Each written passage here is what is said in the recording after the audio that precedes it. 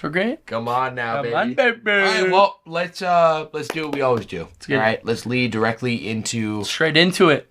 The podcast with the legendary countdown. It's so legendary. All right, let's hit it then. Let's get it. 3, 2, 1.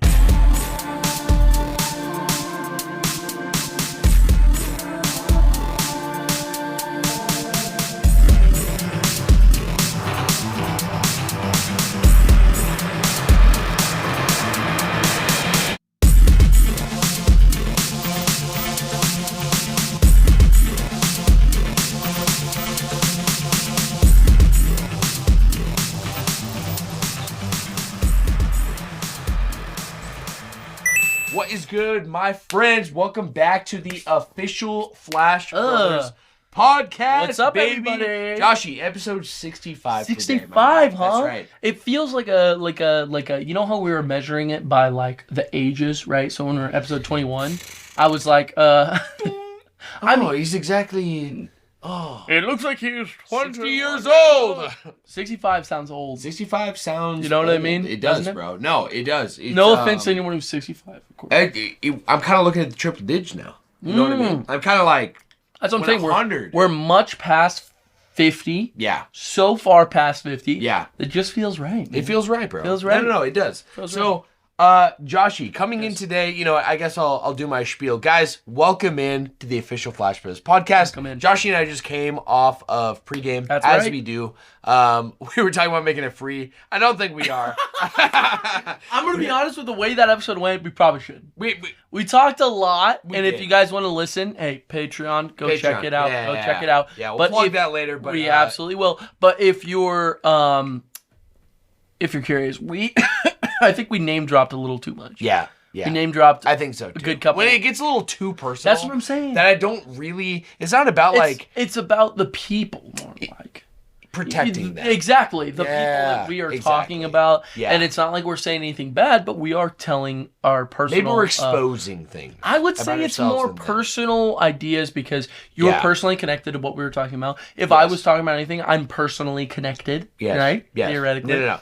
And factually, with that all said, we're on the same page. Exactly. So we have a lot to talk about, anyways, Joshy. I feel like this episode, this is gonna be fun. This is gonna be an episode where we're gonna see just exactly what is in store. Absolutely. And I don't know if anyone saw the last episode, but for trivia now we have these brand new cards, don't we? The video game trivia. Absolutely. We've as we ran for the first time. Yes, as last episode. Of course, go check it out if you haven't. Of course, absolutely. But I was just thinking about these a couple days ago, and I was like, I can't wait to do these trivia cards. Right, baby. Bro. Like genuinely, I'm so I know, excited. man. Yeah, like, it's probably one of the best additions to the show. We could. I'm so glad you love it because it's great questions. Exactly what I felt with Caleb at the end of last season. Yes, I was thinking about the fact that it asked me a question about Abigail from Stardew Valley, the character. I married her in the game. Exactly. That was my wife in Stardew Valley. And the fact that was like such a question tailored to you. How is that possible? Right. And then the same cards, like Wii U. Like, Wii U, and then the Minecraft question too. I'm like, easy peasy. Easy Keep peasy. them ticking. Well, Joshy, I might as well introduce you as well. This is my Star Warrior, everybody. This is my grand and legendary co-host. What's up, everyone? Always joining me. In a fun way, it's kind of special every time we get together now. And obviously it was before. But if anyone doesn't know. It's different. I was going to say, we just moved out. So it's very, very different than the way we were before. But honestly, bro, I feel like even stronger. You and me, even stronger. Am I wrong or am I right? No, I 100% agree, bro. And I'm really looking forward to it. I love you so much. I look forward to this as we talk about. Pretty much every week, the audience was like, no. I'm sick of these guys gushing. These guys are always so gushy, dude. Like, what are they doing? It's just a couple podcast. I'll tell you podcast of the boys. I'll tell you that much, bro. Couple of homies. Couple of homeboys. I'm looking forward to gaming. I actually, man. You probably switched, didn't you? I did. Yeah. Okay, cool. Because I got something special in mind. Do you? Yes. Well, which I'll reveal actually. Okay. At the very end of the podcast. Okay, I'm gonna be excited. That's I'd say my one thing is I just want to play Smash with you. Hell yeah. We have to make sure it happens. We haven't done it 2 times, and we haven't played Smash yet, right? That should be illegal. Yeah, yep. I know. That should be illegal theoretically. It is a sin, as some would say. It should be. Actually, I thought it might be fun. Yes. Okay, we're on season 5, by the way, guys. If you didn't know. Yeah. I'm still working on the song. Is that right? Truth be told, too. Oh, wow. I feel like that it's still very important to have like something fresh. It's not coming yet. It's not. I have I'm like 95% sure on the one I want. Okay. Shout out to Brad, by the way. Yeah, big shout outs. Yeah, shout out Buddy Music. We'll shout him all out the later, music for the show. Absolutely. Yeah. I know. The only thing about this new MacBook I got, I keep thinking it's touchscreen. I saw you touch that. You saw it, right? But I didn't think anything of it because it's normally touchscreen. I know. Sam just got a brand new laptop. Right? That's right. It's gonna be the replacement for the. Yeah, I mean it's going to be the replacement for the iPad for all intents and purposes. Yeah. At least for the limits that we found coming on to recording. Yeah. Editing, I still actually really prefer editing. Well, you can do it on both. iPad. Absolutely. Yeah. But using the pencil, it's amazing, right? Just feels good. But recording, probably going to be the last episode we're actually recording on the iPad because the iPad can only record one microphone. With one mic. So if y'all didn't know, these past 60 plus episodes, all right, we have been recording with one microphone the entire time. Which is actually really impressive. 60 plus episodes. Well, 65. Way more than that. Way more. Because we've done pre-game. Exactly. We've done Hash Bros. DLC. We did DLC. Yep. We've done. I mean, even probably another pre-game, thing. We just probably something else too. We've had recordings so that haven't well over 100. Absolutely. Yeah, because well over. Pre-game's at 41. That's right. So we are over. Plus 60. Which would be 106, but that's not including DLC. No, you're right. And not our episode of Hash Bros. 110-ish recordings. That's right? Exactly right. No. Come on, baby. All right. Well, let's start today, Josh. Let's get started. All right. Let's jump into the first segment I really want to kick off with. Yes. All right. As you know, we normally jump into what we call the news flash. Okay. Besides catch up, usually. Besides our rendezvous. Rendezvous. Yeah. So we got like the rendezvous, which is part of our intro. That's right. We go into our news flash, our first segment. Yes. Today, Joshy, we actually are switching it up. I need to announce that this is indeed going to be Flashbacks Volume 3. All right? Episode 3 of Flashbacks, Episode baby. 3 of Flashbacks. We'll call it volumes. Yeah. It's got kind of like a roll-off bit, okay? And it sounds very professional. It does. That's all we're just professionals right here. We would never do anything unprofessional. Yeah, I don't think we ever have. No. Never. It's just not us, I think. Exactly. So, with the vibe, all right, of flashbacks, that means this is a little fun. We haven't done flashbacks in a minute, first of all right? Flashbacks, our last flashback episode, volume 2, which is called Gas Monkey. That was episode 50. Why was it called that? Because, why did I call it Gas Monkey? You don't even know? It was a play on words. It was Gas Monkey? Gas instead of instead of Solid Snake. Oh, Solid Snake. Yeah, exactly. Yes. I'm pretty sure it's Metal Gear related. Yes, that makes sense. It has to do with the retro recap, okay? Which today's retro recap, spoilers ahead, is coming, and it will give us a unique title. I just can't. You can help me with the titles, though. Absolutely. Because the title will not be Majora's Mask. Right. It'll be something else. I can't wait to just do the chant, the announcement. The chant? When was the last time we did that? For retro recap. We actually did our last recording with Johnny in the house. But that was a minute ago. Retro recap, yeah. What do you think that was? Otherwise, it's episode 51, bro. Yeah. That was in September. Wow. That's the last time we did flashback. So a minute ago. If you know what, we'll get the vibe in the main topic. But being a flashback episode, the gist is we are just catching up the audience to what has befallen the Flash Bros, befallen our lives in the last few weeks. All right, befallen the Flash Brothers. I know, man. Dangerous.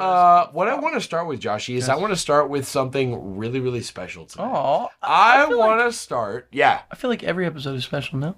Well, come on. You're right. Come on. But you're not going to see this coming because it is a party chat. Whoa! We have a ride-in immediately, all right? Right off the gizzy, huh? Right off rip. Okay. And I thought this is the perfect place to put it, is off rip with Johnny. Okay. All right, Johnny Bravo. Johnny brought something part of the show. Yes.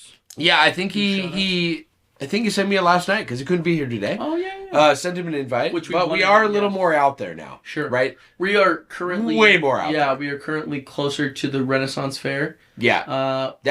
Just for if I'm putting myself in Johnny's shoes, he went from a 5-minute commute to a 40-minute commute. That's right. Pretty big. Yeah, that's bigger. I understand. All right. I went from Johnny, you get the day off. I went from a 2-minute commute. 2-minute walk commute. That's by right. the way. No gas involved. No gas, no car doors. Well, the party chat I got today, Joshy, is I rephrased what he said. And so coming from Johnny, he said, with love in the air, as per Valentine's Day. I feel it. Just passing last week. Happy Valentine's Day. Happy Valentine's Day, by the way. Of course, bro. Yeah. You already know how much I love you, right? Oh man, dude. Sorry, I didn't tell you. You're my Valentine, no matter what. We don't even have to say. I'm glad because you were my first kiss in Arizona for New Year's. Yeah, that's right. I have the video. It had to because it was at the YouTuber house, and we also we couldn't get the TV on in time. Right, so you're holding. So I had Animal Crossing New Horizons on the Switch. Which does a cute little countdown, and then also does like fireworks and stuff. So it was special. That video was epic. It shows Tyler coming back to the camera because he's recording, and he's like, yeah. What? So good. All right, so Johnny says, with love in the air. Yes. What was your first gaming crush? Oh, that's such a good. He wanted to say, let's keep it spicy. Let me think. So let's make this spicy. Spicy. Yeah, think about it for a second. We should have asked this on pregame. I know. Okay, I have an answer, and then I have a second one. I think I'm thinking really adolescent. Sure. I'm thinking like I'm 10. like young. Yeah. Okay. I'm 10. I have one already. I'm getting into gaming. I have one already. Pixelated Peach isn't really pulling me in. It's not going to do it for you. What is it for you? Okay, so you and I have a bit of an age gap. We do. So this is going to sound silly that it is on my childhood list, but if we look up when this game came out, and actually I'm going to do it right now. Sure. I wish we had someone to be able to do it for us. Fact checker. But that's okay. Well, I do have a laptop on deck now, so... no, I want to keep it a little surprise on what it is. Yeah, keep it a buck. So this game came out in 2008. So when I was playing it, I was 8 or 9 or 10. So it's just a good little way to represent that idea. No, we're in the same age gap then. One of my biggest crushes. I'm in the same mindset. Yeah, same mindset. Yeah. Was Zero Suit Samus in Super Smash Bros. Zero Suit Samus. In Brawl. I'm sorry, that is like she's a beautiful woman. She is, I don't want to say revealing, but she's enough for an 8-year-old boy to say, hey, what's that all about? Yeah. What is that all about? What are we doing with all that? No, for sure. What are we doing? I honestly, I can relate to that in a sense of I didn't know Samus was a female until the original Smash Bros. Wow. So 64 era. The original? Obviously, we didn't really have like some big Metroid game, but I knew who Samus was. I knew what Metroid was. Yeah. Didn't know Samus is a female though. Okay. Right. So on the subject of Samus, when you're playing Smash 64, you probably know this. When you like shock Samus with anything that shocks you, it would be like the ray gun, or it'd be like Pikachu setting out the B. At the special. Yep. Yeah. You could pause it. And on that frame, when it shocks Samus, it shows a female silhouette. Does it really? Oh, yeah. I did not know that. Oh, yeah. Actually. Yeah, and it's like I thought it showed bones. I thought it showed everyone's bones. On every character except for Samus. It shows under her armor, and it shows features. A female. All right? So she's definitely a female. She's featured out. She's featured out. And you, as a kid, I'm like, I'm probably 9 or 10. And I'm like, I go through puberty? Yeah. What is that? What's all that about? Pikachu, what are you doing, bro? Samus, who are you? So we kind of had a similar experience. We did, in a very different way. But with the same character. It was like, with the same character, though. Because I definitely remember that. Yeah. I remember playing that with Reese specifically. Yes. And finding out. Yeah, being like, the cold hard truth. What is this, bro? What is this, dog? Are you serious? I would actually, because my mindset is on Reese, I'm going to tell you who my first video game crush is. I'd say for sure. Okay. All right. Kyrie. From? Kingdom Hearts. The original. I see the OG. Do you remember like that opening cutscene? Yeah, it's the girl with the brown hair. Exactly. Yeah, and she's on the beach. Yes. She honestly glows even more up in KH2. No way. Oh yeah, and even more so. I mean, she doesn't know a baddie. What's her age? But Yeah, listen. Should we check She's that at part? least 11 in Wow. the original game. The OG. So, like, yeah, exactly. She's like 18 and I'm in the probably next 11 one. when I'm playing it. So I'm like, oh, No. I'm saying we're on the same yeah, page, we're on right? that page. Well, come on. If we have to take the lore literally. Yes. So she's been aging with me the whole time. She's my age, bro. Yes. Yeah. She's not locked in some time capsule. Come on. Okay, well, I going with that idea too. I want to hear more of what you have to say. Yeah. I do know what my original. Did you watch Digimon growing up? Did you? Kind of. Okay, but it's crazy you say that because Johnny says I also need the anime. Oh, okay. We'll get that in a as well. second. Yeah. So no, but Digimon is that... So I won't say anything about Digimon now because we're still on the topic of video games. We'll get on that. But one of my biggest of all time was Bianca from Pokemon Black and White. So I was a little bit older. I think I was about 12, maybe 11. Is that the professor? No. That's your rival? You have two rivals in that game. You have Cheyenne, right? And then you have Cheyenne, and then you have Bianca. So Bianca. I was in love with this. Seriously? Character. Yes. Right. It was something I gotta so pull it up right now. like, especially because I don't see what you see. Dude, different types. look up her sprites. Okay. I'm sorry. I'm not. This is not going to be inappropriate. I promise. Yeah. Just look up how she looked in the game. Bianca, Pokemon. So that was her official art right there. That was her official art by the time before Black and White 2 came out. Look up Sprite. Yeah, because this is I'm seeing her in game. I see her Sprite right there. So not her walk around Sprite, but like her in battle Sprite. No. I'm not even talking her. I'm talking her in battle, and then also when you first chose your Pokemon, she was the one. So not even just that. I'm talking more this right here. Okay. Oh, when she pops up and you're naming her, like at the beginning. You don't get to name her. I think she has her name at the beginning. Oh, okay. But if you look at that, in the same I just thought she was quite beautiful. I thought she looked very good in that dress, is what I'll say. And for some reason, like my childhood self, that was like my love. Really? Like, yes. Like I literally had like a crush on her in the game as my character. Okay, I had a crush on May. May's so beautiful. Yeah. I also had a crush on Maybe May. That's because I was later in life in the anime though. Okay, mine was strictly on the game. Yes. Do you mind if I grab another one? No, please. You can pause it if you need to. Actually, I should probably pee anyway. Oh yeah. Oh, crisp. That was crisp. That was like a slow burn. That was like a yeah, like a donut. You ever had like a crispy donut? A Krispy Kreme donut I've had, but you know what? A crispy donut? Yeah. Actually, yeah, maybe a apple fritter. Yeah. Apple fritter is actually probably my favorite donut. Up there, no question. But they're like crispy. They're very those corners. They're just crisp. Crisp as a monkey. Crispa Buddha. Crispanando. Okay, so if I remember right, we were talking about anime.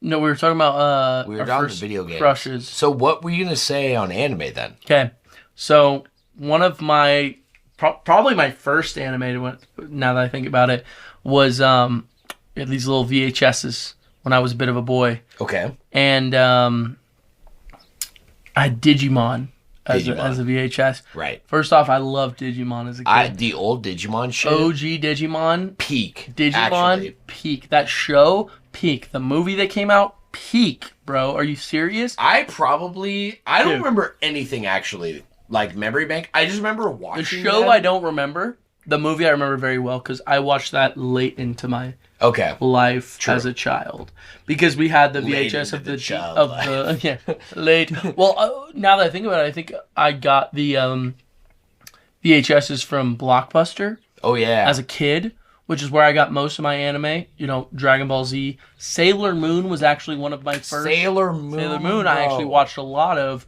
And I brought that up to my mom recently. I was like, do you remember getting us those Sailor Moon VHSs?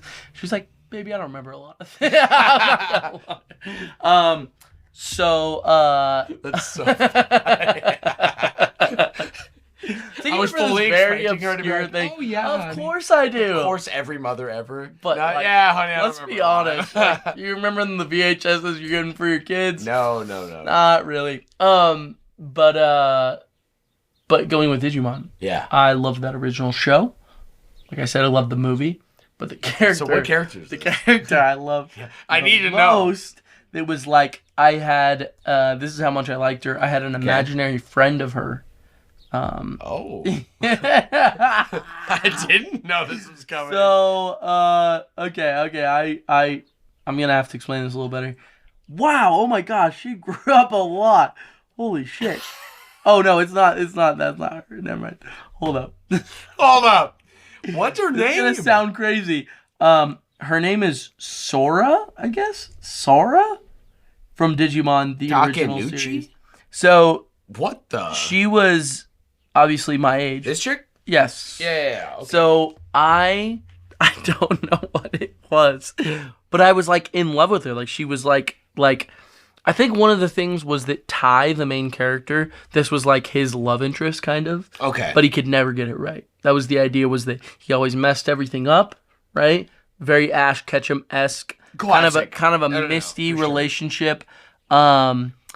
In the later series, there was a sequel series. She obviously, got older, and so I felt like I got to know her very well. She also had a very, very cool Digimon. Do you know this Digimon at all? The pink bird one? Yes. That looks like a chocobo? The evolutions, yes, it does look like a chocobo. Straight up? It does. Like, you're shitting me. It really does. What the hell is this thing's name? Biomon. Biomon. Can I show you? Biomon. Oh, shit, I did not mean to do that. It's all good. So, because it's not connected to the iPad, so it's actually not going to It won't be a problem. Anything. Okay. Yeah, so, can I look up Biomon? Fuck up like you did. Yeah, please. How do I do this then? So obviously, you know how Digimon works. Oh, you turn into all these guys. But this was the main one they turned into. Yeah. And then they kind of had like a So I've seen this one. A third form. Right in the middle. This was like my favorite, dude. And I know it was silly because it came from the pink one. But look at these wings. And then look at all these. I mean, I'm trying to find a better picture. That guy right there. So this was like, rarely you saw this. This guy came out like maybe. In fact, maybe I probably would have forgotten about her. Like, so she turns into this one, and this one turns into this one. I remember that one. Yes. So I don't, like I said, I don't. Click right here. Yeah. I think there's a name. Oh, let's go. Garudamon. That's literally what it is, bro. I remember. The coolest Digimon out there. I just remember as a kid, it was probably my first time. Bergermon. Very to the point name. Just to the point. So she kept him as Paikomon a lot. Pyokomon. You never saw these guys. I mean, they're dangerously close, Pyokomon. Some Power World shit. Yo, Power World's on it, bro. So sometimes he was like this when they were like in the midst of shit, but they would usually keep him like this because unlike Pokemon, they can go back to the original I forgot evolutions. about that. Yeah. So that's very important to note, is that, and that's why you'll see something like this. It uses more energy, I think, and it also, like, the body is tougher to take care of. So this can turn into all of these things, but can turn back to this, and then can still turn into another line, right? So these I never saw in the anime. These are probably from, like, card games and video games that I never checked out. But this does have the ability to turn into all of these guys. It's one of the reasons I do really like Digimon, because, hey, little crossover right there. One of the reasons I really like it is because, that element of, like, what the hell is that? Yo, you hear that, right? Yeah, of course I hear that. Guys, you cannot copyright strike. This is from out the window, all right? Out the window? Nah. Nah. That feels nice. But it's kind of loud. Wait. I think it's a car. You know who it is? It's definitely Chris taking off on his motorcycle right now. Is it? Oh, yeah. He has a speaker. Wait, let's take a look. Well, mystery sound. No big deal. Yeah, no big deal. All right. Indeed. Yeah. So what? So anyway. So this chick was your crush, or was the Digimon?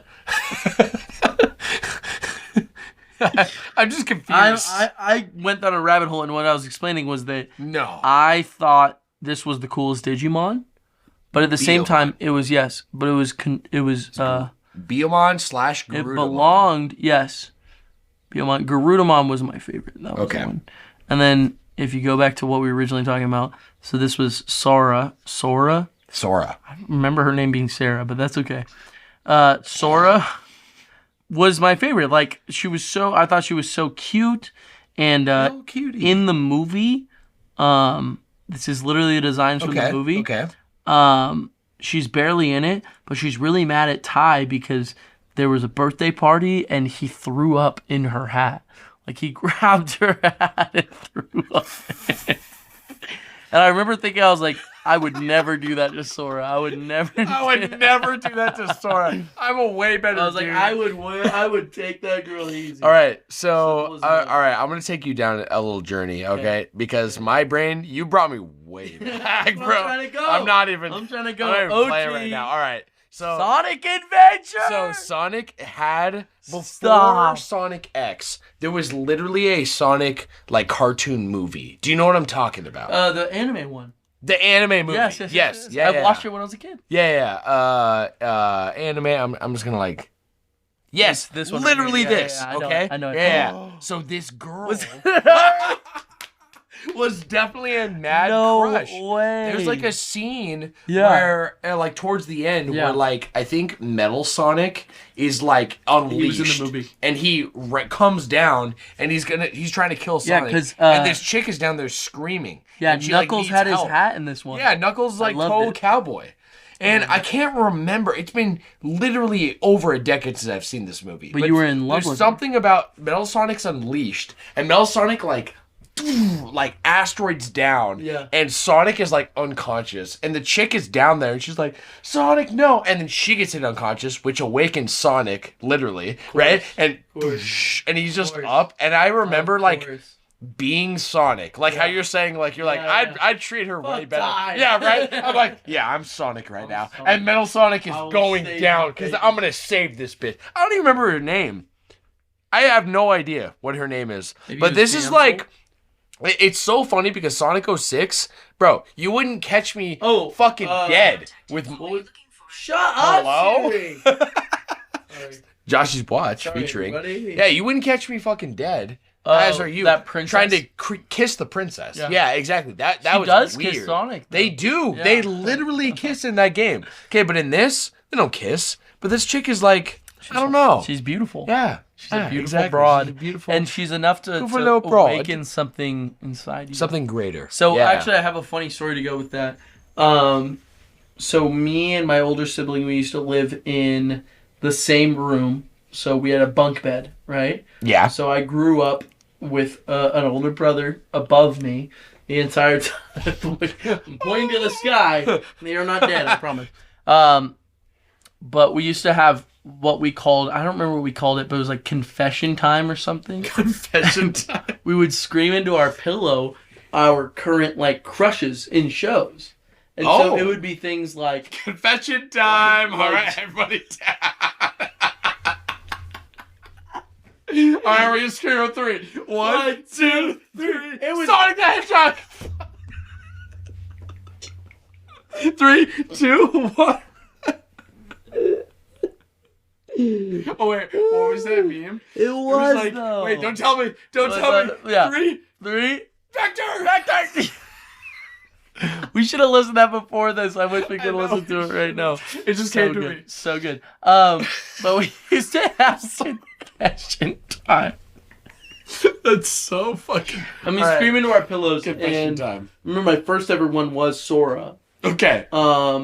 And damn, I had other ones like May. Her name had to be May from Pokemon. It was the... Oh, let's go. It was May, Max, and Brock and Ash all in one team.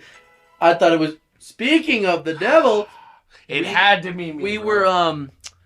I thought that was the best team, by the way. I also loved Pokemon because of the teams. A lot of people were upset that Misty left. I thought it was awesome. I thought it was so cool.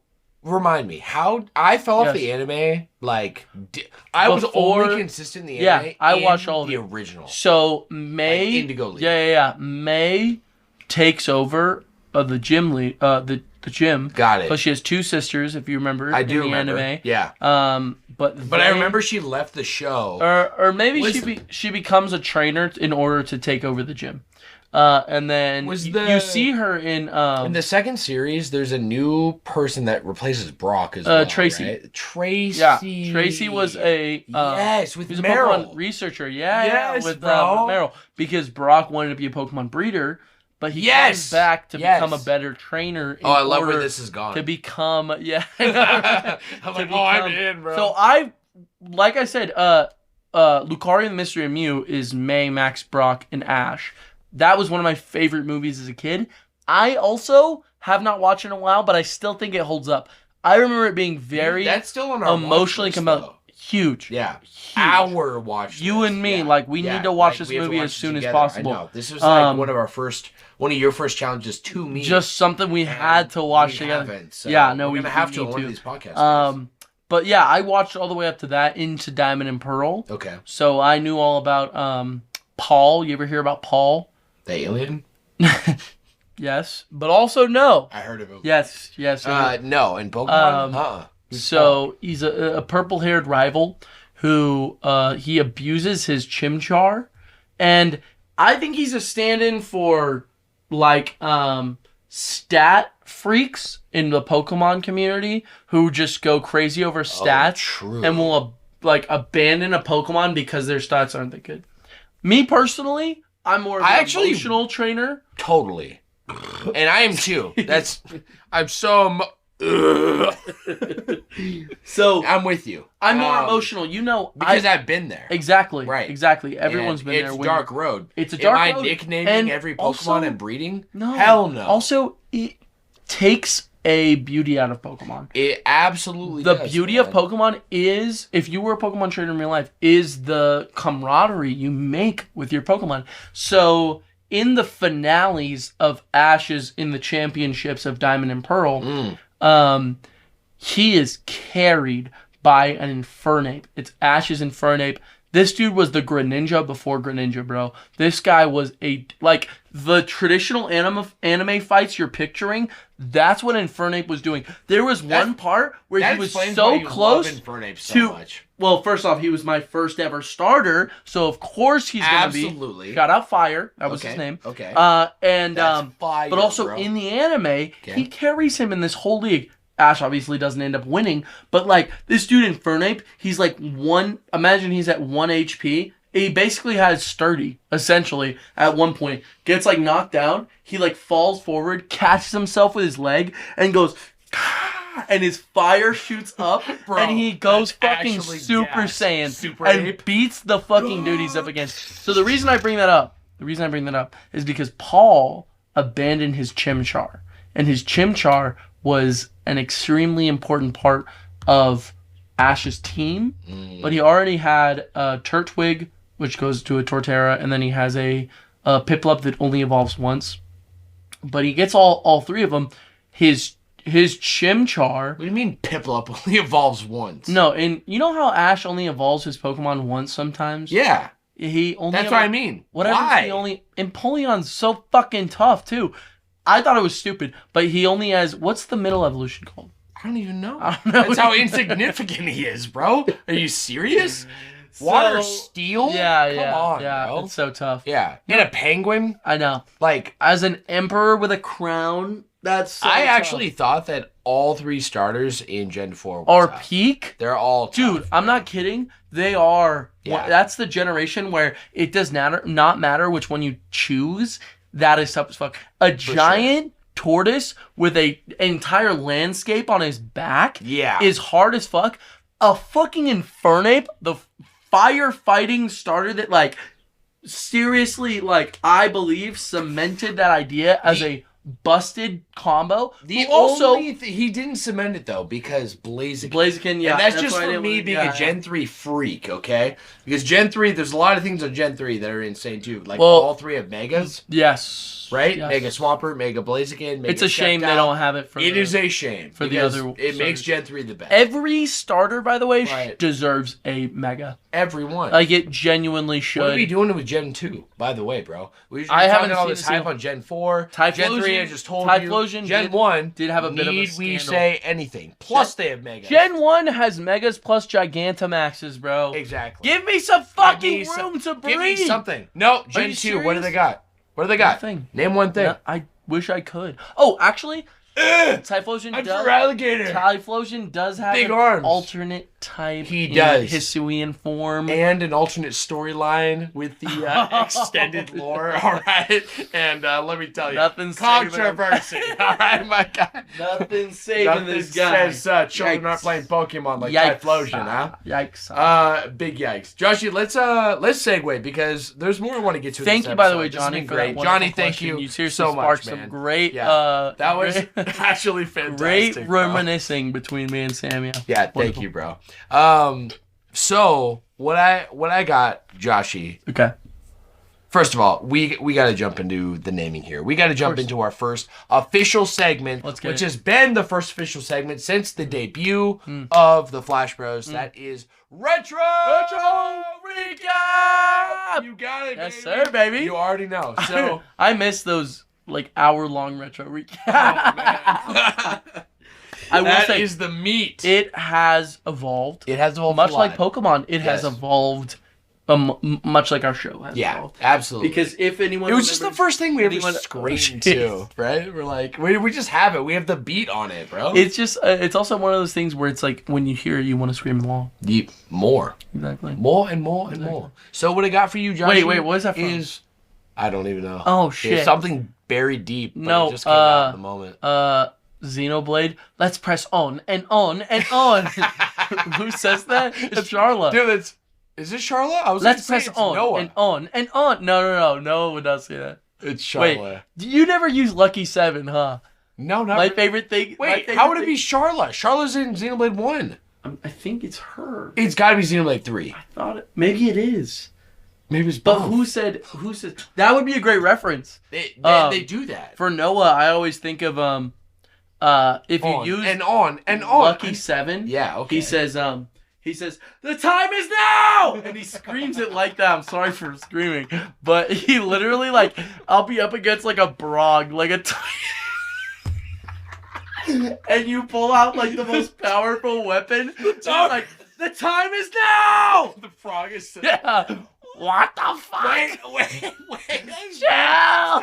Stop! Chill! I quit! Me with my side quest.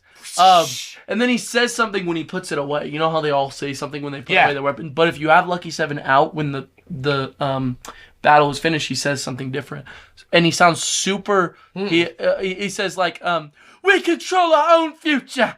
And he just gets so passionate. He's so emotional. And I'll be killing, like, a fucking a Turkin. Like, the little, like, turkey people. You're just walking by. The time is now! The future is ours to control.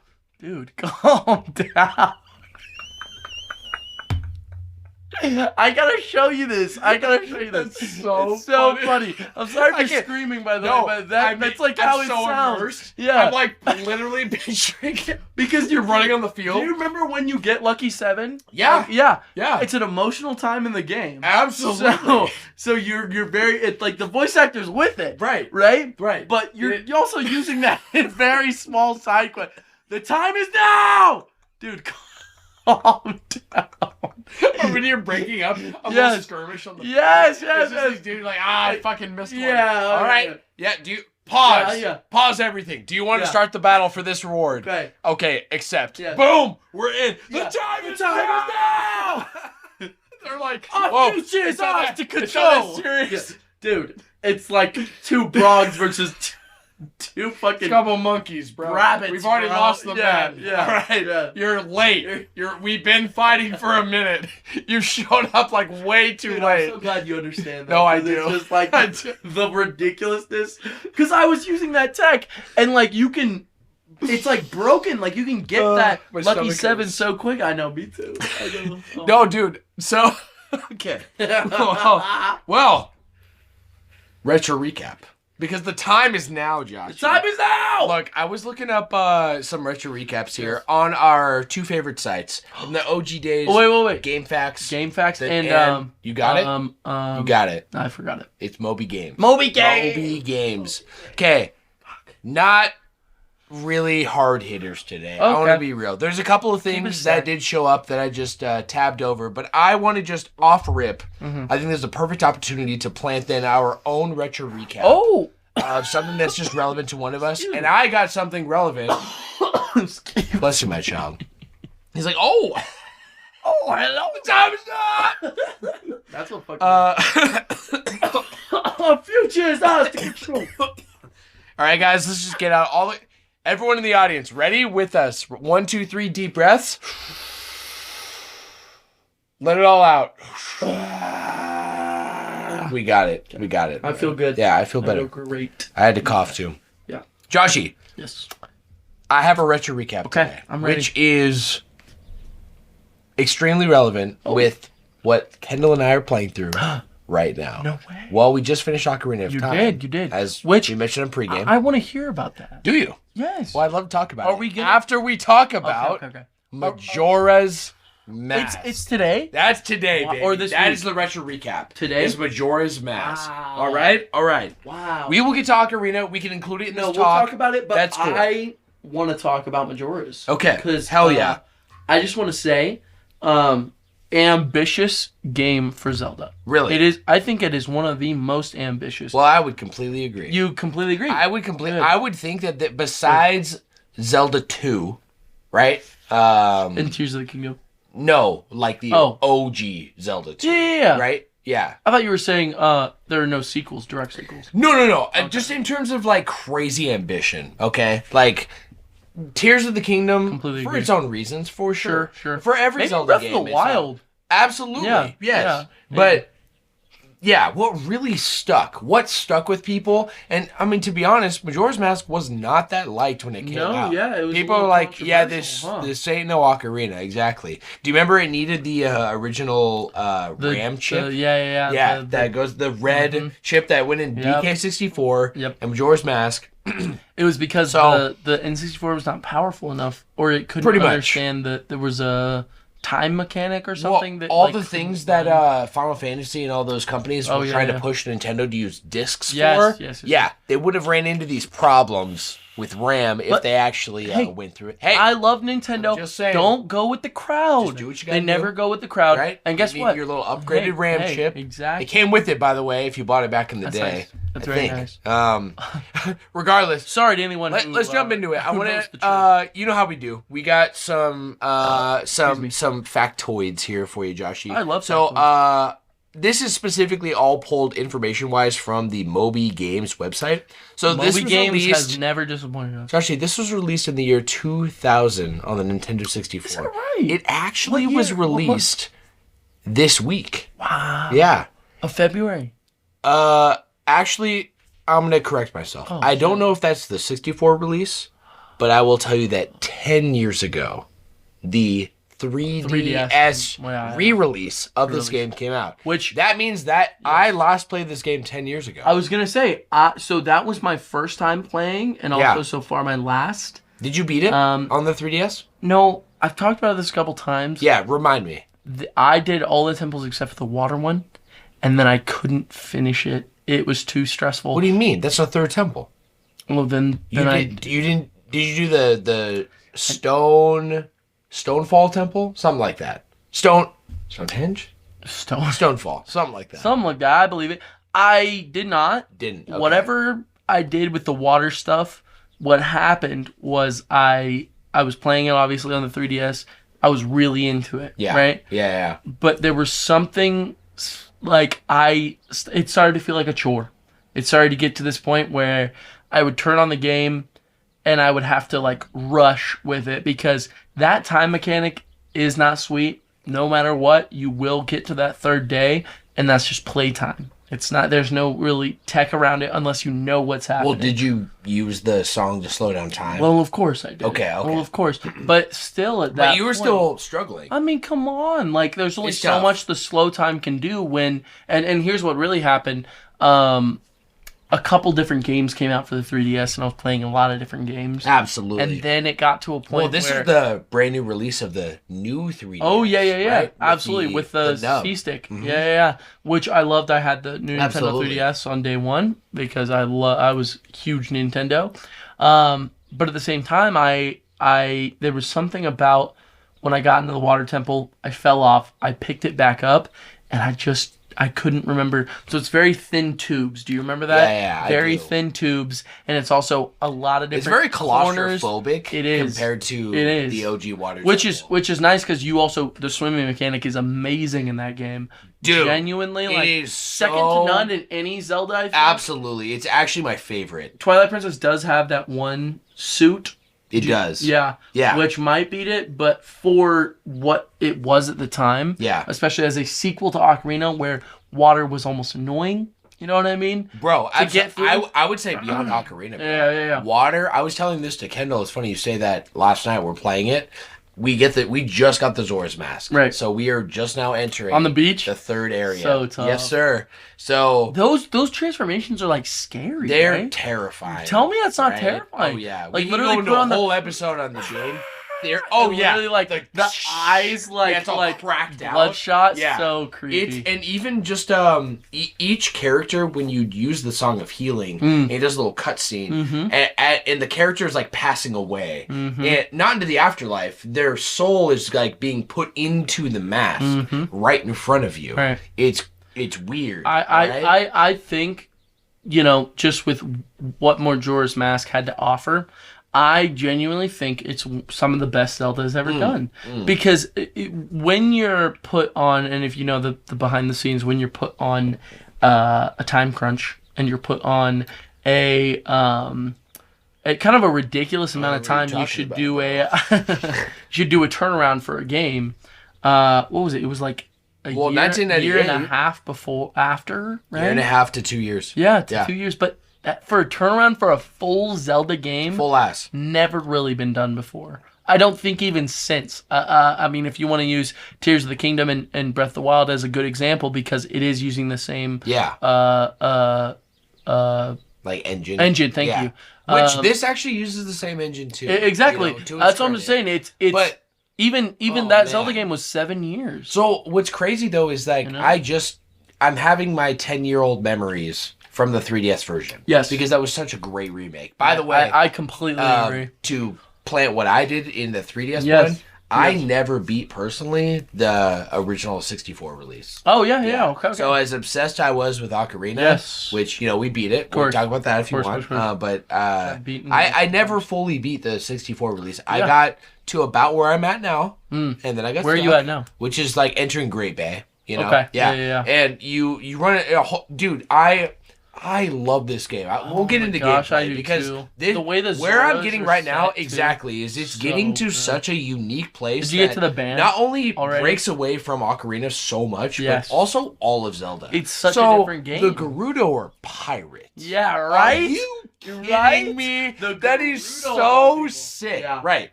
And so what do you have to do? You have to rescue Zora eggs that the pirates are holding captive in the little spots, in their fortress, and you have to go down those little tubes, pick them up, and capture them with bottles. All right, so good. So I haven't got there yet. I just remember that from playing the 3DS version.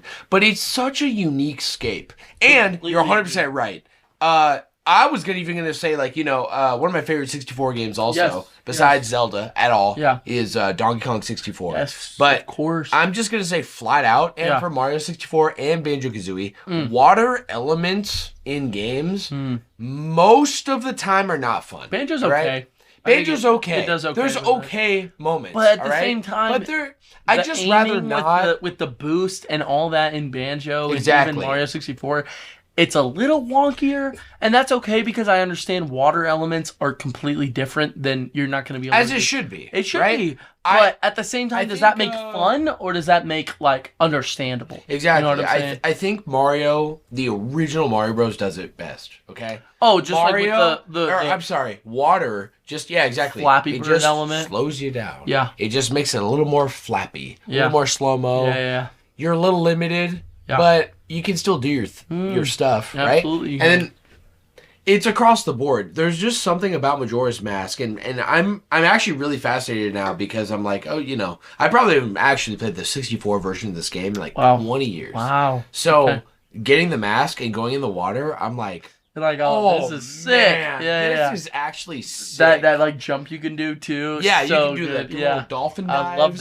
I love that. No, that's actually one of my favorite parts of the game, to be honest with you. Especially because I mean, what before that you get like the Goron mask because you got to go to the snow. So we did there's you finished that temple we too. We did the Woodfall temple already. That's done with the 15. Every temple has 15 fairies, stray fairies. Right. To restore the original fairy, the big fairy, and each fairy is labeled in this game. Right. It's not really like Ocarina. I think they are labeled, but they all look the same. Yeah. And so, since you're a lore guy, this is the first Zelda game where each great fairy has an identity with their color. That's right. Yeah. So you talk to we just saved in the second temple, which is the Snowhead. That's right. Snowhead with the Goron mask. The Goron mask. Yep. You know what the item is in that temple? No. It's the fire arrow. Oh yeah. How awesome. Yeah, how perfect. Unique. What? Perfect. The second temple, before you even get a hook shot, you're getting the fire arrow.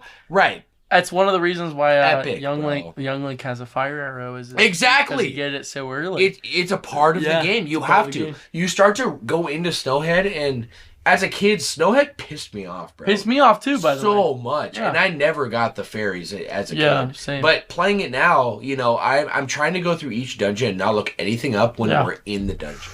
Right? It's tough though. It is tough. That is tough. But dude, the dungeons in Majora's Mask are actually amazing and might be the best part of the game. Actually. What's that to say though? Yeah. There's a lot of stuff. I'm gonna make a statement, Josh. The music, I think Majora's Mask might have my favorite dungeon designs in all of Zelda. I mean, I genuinely respect that heavy. I do. I think I might disagree just because I think Twilight Princess might do it better. Twilight Princess is really good. I think that's and the I best especially dungeons love I've Twilight ever Princess's last dungeon. Absolutely. The Twilight dungeon. Yep. Literally. Yep. Dude, it's so good. But I just feel like the items too with the twin tops. Remember that shit? Yes. Come on, dude. Yeah. That's so You're dancing around and yes, you have your double hook shot. The You're double literally hook Spider-Man, bro. I might say that's my favorite just because I think it's the perfected version. You're probably right, to be honest. But I also respect the idea. But if you were to take Zelda and absolutely. in any game across the series, limit it to 4 dungeons, dude, Majora's Mask really, it just nails it in a way that I'm fascinated. You're not wrong. I'm really you're not wrong at all. Impressed. I also think Mask do a lot for it too. It does. Just changing up the way you play the game. I don't know if there's another Zelda game that switches it up that much. No. It's actually what I wanted from when I was originally thinking of like a sequel to Breath of the Wild. What would I want? Something that changes the gameplay like Majora's Mask. So what I was wanting was a prequel that dealt with the original champions, and you could switch to each champion, kind of like GTA 5. But each character had their own fighting Skiantia. That'd be sick. I know. That'd be sick, bro. Would have been. So. Wish Nintendo called me You back. are a lore boy, though, so you might know more if you haven't experienced. Do you know about the 4th temple in Majora's Mask? All right? Because let's lay it out. Spirit Temple. Kind of. In the canyon. It's called the... it's called the Stonehenge Temple. It's the Lover's side quest, right?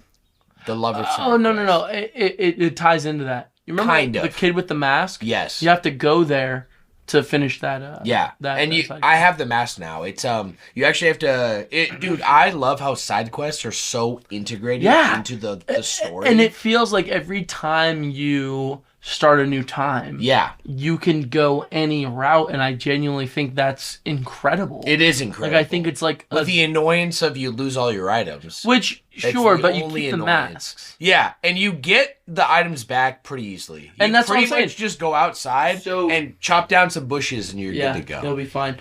That's what I think about the side quest, though. I think that it does it perfectly because each run feels like you have to really focus on a side quest, like the Lon Lon Ranch or whatever that one is. We just did that one. Did you do that one? Yep. Did you shoot the aliens? Oh, yeah. Yeah, dude, that's so crazy. Really, I hope you know how much I'm thinking of you playing this game because I'm really like, how does this tie into the story? So how does this tie into the lore? There's literal aliens. There is so much fascinating stuff about that because obviously with Zelda lore comes the idea that you have to put headcanons in somewhere. You have to. And that's why Nintendo makes it the way it is.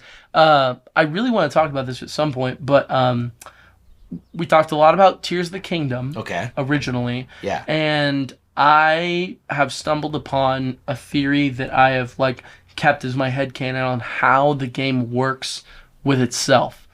We'll get into that at one point because concerning Tears of the Kingdom is probably one of the biggest upsets to the timeline we've ever gotten. More than Breath of the Wild. Are you kidding me? Absolutely. Breath of the Wild, you could truly fit in any timeline and it would work. Tears of the Kingdom, not so much.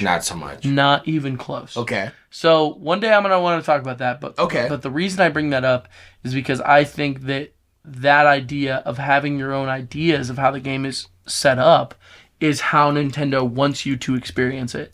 The part of Zelda is the wonder, the mystery, and with the timeline, it's that question in itself. You will fill in more of the blanks than Nintendo will give you. And that's what it means to be a Zelda fan. You look at everything that's presented to you because the original games were put on the exact same pedestal. Link to the Past being a sequel to Ocarina without it even being said. What they said was literally, okay, the Sealing War, right? Sealing War. Yeah. Right. The idea that Ganondorf and the Six Sages had to seal away Ganondorf. That is a massive part of Link to the Past, by the way. Because we Ken and I just finished Ocarina. Yes. Which I know you said you want to talk about. I'm going to open that floor to you now. And I'm also going to say I have a question. Okay. Per the lore. Yes. Because this is the first time I've ever, in all my years beating Ocarina, I have never actually really fully paid attention to like the post-credit scenes. And the important that you do so, though. Well, dude, Ocarina is... Yeah. I say that because, like, if anyone just pulls it up on YouTube, bro, there's actually a lot going on while the credits are rolling. So much going on. So much. So if they're doing a celebration, sure. Correct. But we talked about this a little bit last week, but I really want to open this up. So, like, it shows the sages. It does. And the sages are all gathering around, and, their kind of final scene is standing atop of Death Mountain and sitting, and their whole group, but they kind of, like, form in. They don't really show up and walk there. It literally shows one of the sages coming in and it's just like they're there. A flash of light. Exactly. Yeah. And then they kind of have their little Orbeez where they can fly. Yes. So I don't understand if the sages to become sages gave up their physical body. They did. So they did. Rauru, the first sage that you meet in that game, is watching over the prison realm, which is where you're at. The sacred realm is also connected. It's like that's when you first spawn in as the waterfalls. Link. Yes, all those it's spots all beautiful. Is a metaphysical part of this world. Okay, right. It was created by the golden goddesses, but it's accessible by the sages, which are essentially the goddess's chosen people, essentially. Okay. So once you agreed to become a sage, you have given up your original life. You've given up Instantly. Everything. So it genuinely changes it, playing that game, understanding the idea. That's why their resolves are so heavy by the time they talk to you when they first go back there. Absolutely. You know what I mean? Yeah, they're all their resolves God level wisdom, yeah, exactly. Yeah. And it's because they are beyond a physical form at this point. Sense. And that's why we see they evolve over time. So in Wind Waker, they're kind of worshipped a little bit, the Six Sages.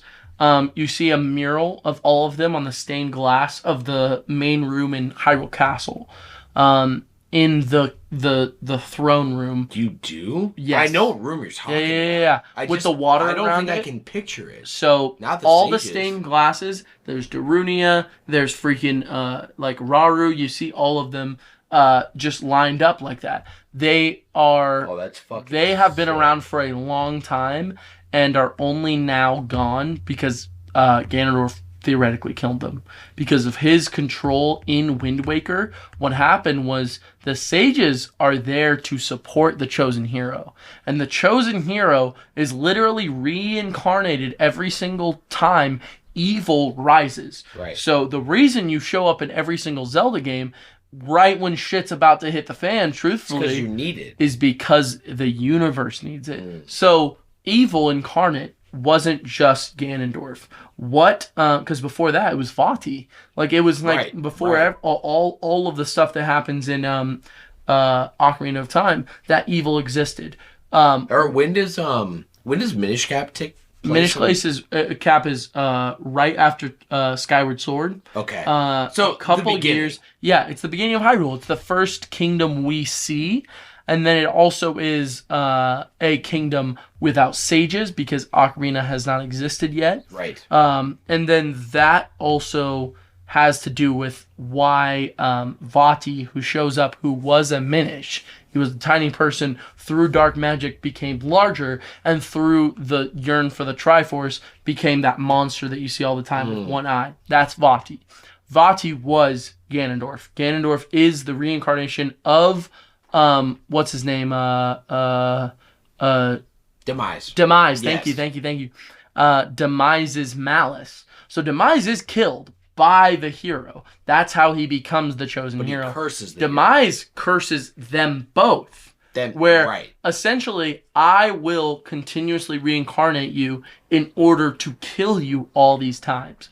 Hylia, it's like a whole plot twist on Seven Deadly Sins. Yeah, exactly. So Hylia, who was able to get in contact with the Triforce through Zelda, who was Hylia reborn in Hylian blood, because not a single god is able to control the Triforce. That's why Demise couldn't control the Triforce. He had to be of mortal blood. He's a god?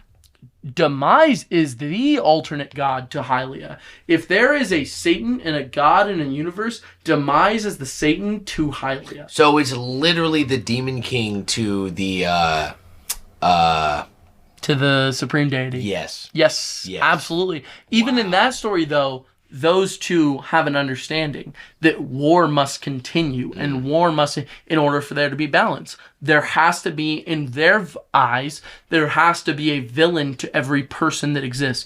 Mortal humans, fairies, all these people have to be a demon race, goddess race.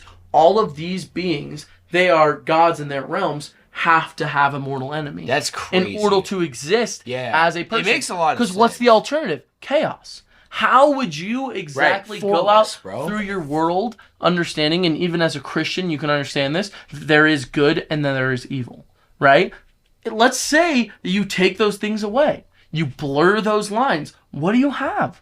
Chaos. Nothing but it. That's why that end where the Supreme Deity is beaten by the sins, she's basically like, you guys are idiots, and the reason I'm going to try and destroy you is so we can somehow get another Demon King. Hopefully it's going to be Zeldris because he just became the Demon King. As the Supreme Deity, I need to uphold that rooted idea. That's why Merlin this entire time has been trying to weave these strings in order to create chaos. Chaos is a being that will exist within this world no matter what, especially if the demon and the goddess clash. I went on a tangent. You did. Seven Deadly Sins, I went on a tangent. Yeah. But I'm with you. I'm glad you're with me. But going back, just to answer your question. Yeah, please. The sages exist by the time of Twilight Princess. Their forms have been so changed that they no longer look like what they are. There's the water sage, the earth sage, all these people, right? They were who were created at the beginning. That's why they're formless. These sages don't really change from what we can understand. Yeah. And so that when they were executing Ganondorf during Twilight Princess, that Ganondorf was the same Ganondorf from Ocarina. Yeah. And it's the same sages who were trying to kill him. I was just wondering really if at the heart of it, if they were already formless or like, you know, if you look at it lower and upper domain, because I feel like that's a beautiful way to look at things. That's a great way to look at things, Saga. Of course. Thank you, Takahashi for cooking, bro. Are they already ascended? You know? Yes. And their moment it makes sense for that to be true. Yes. Because for a lot of reasons, right? Excuse me. Like you rescue, you kill the boss of this place. Yes. Boom. Immediately, you're already summoned into the formless realm that Raru's watching. What'd you call it? It's the spirit realm. The spirit realm. So it's or the goddess realm. Prison realm is also it's where they keep Ganondorf. So at the end when he's sealed, right? It's in the sacred realm.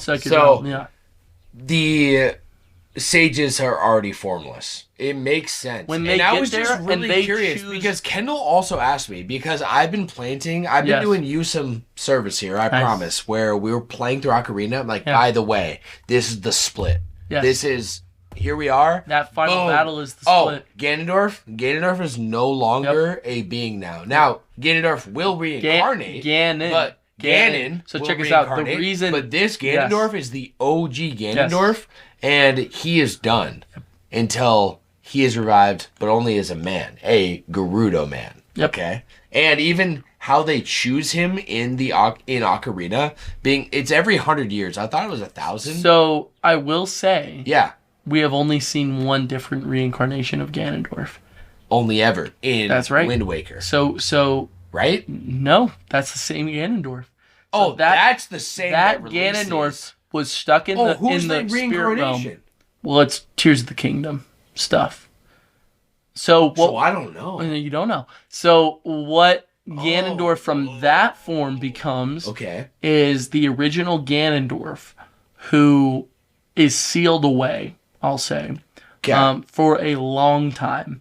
And then because he's sealed, another Gerudo, through the name Ganondorf, it becomes, at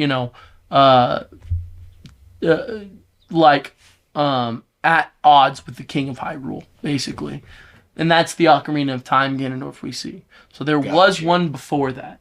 But after the time of Vati, possibly before, a Gerudo was born, a male Gerudo was born to the Gerudo and became the king and also the will of demise. He wasn't killed. Is that just like the destiny of the Gerudo? So they're destined to have the King of Darkness? So no. Like it's a fucked lineage? Not technically, because But if it happened twice. It has happened twice. I will say a lot of it has to do with the Gerudo's worship of Hylia and the way that works. Okay. So because I don't know anything about that. Just a little simple Cliff Notes version. The Gerudo used to live in a beautiful, lush green valley with rivers that ran through it. Do you know about this? No. So, especially because I know the Desert Gerudo, the Pirate Gerudo, and the other rendition. In Tears of the Kingdom? Or in Breath of the Wild? I don't know about Tears of the Kingdom. So. Probably Breath of the Wild, though. The Gerudo They're in the desert. Right? Yeah, they're in the desert. Yep. That's very far in the future. So I guess two renditions. Originally, they're desert people or the pirates. Do you remember why Ganondorf is at odds with the king? Do you remember that in Ocarina? I guess not. I thought he just was corrupt. Well, he wanted the power for himself. He did want the power for himself, but the way it started was the Civil War. So at the beginning, they talk about the Hyrule Civil War, which happened. The reason it was because Gerudo was a part of Hyrule. Their land literally was ruined, essentially, not through any interference at all, but because it used to be a massive part of their agriculture and stuff. And then what happened? The land dried up. It was just the change of the world. The world changed, and so all their empire is essentially sand. And the king of the Gerudo, Ganondorf, goes to the king of Hyrule and basically says, "This is unfair that we as a people have to live in the desert." Essentially, the king says, "Sorry, the kingdom of Hyrule exists to the people that exist here."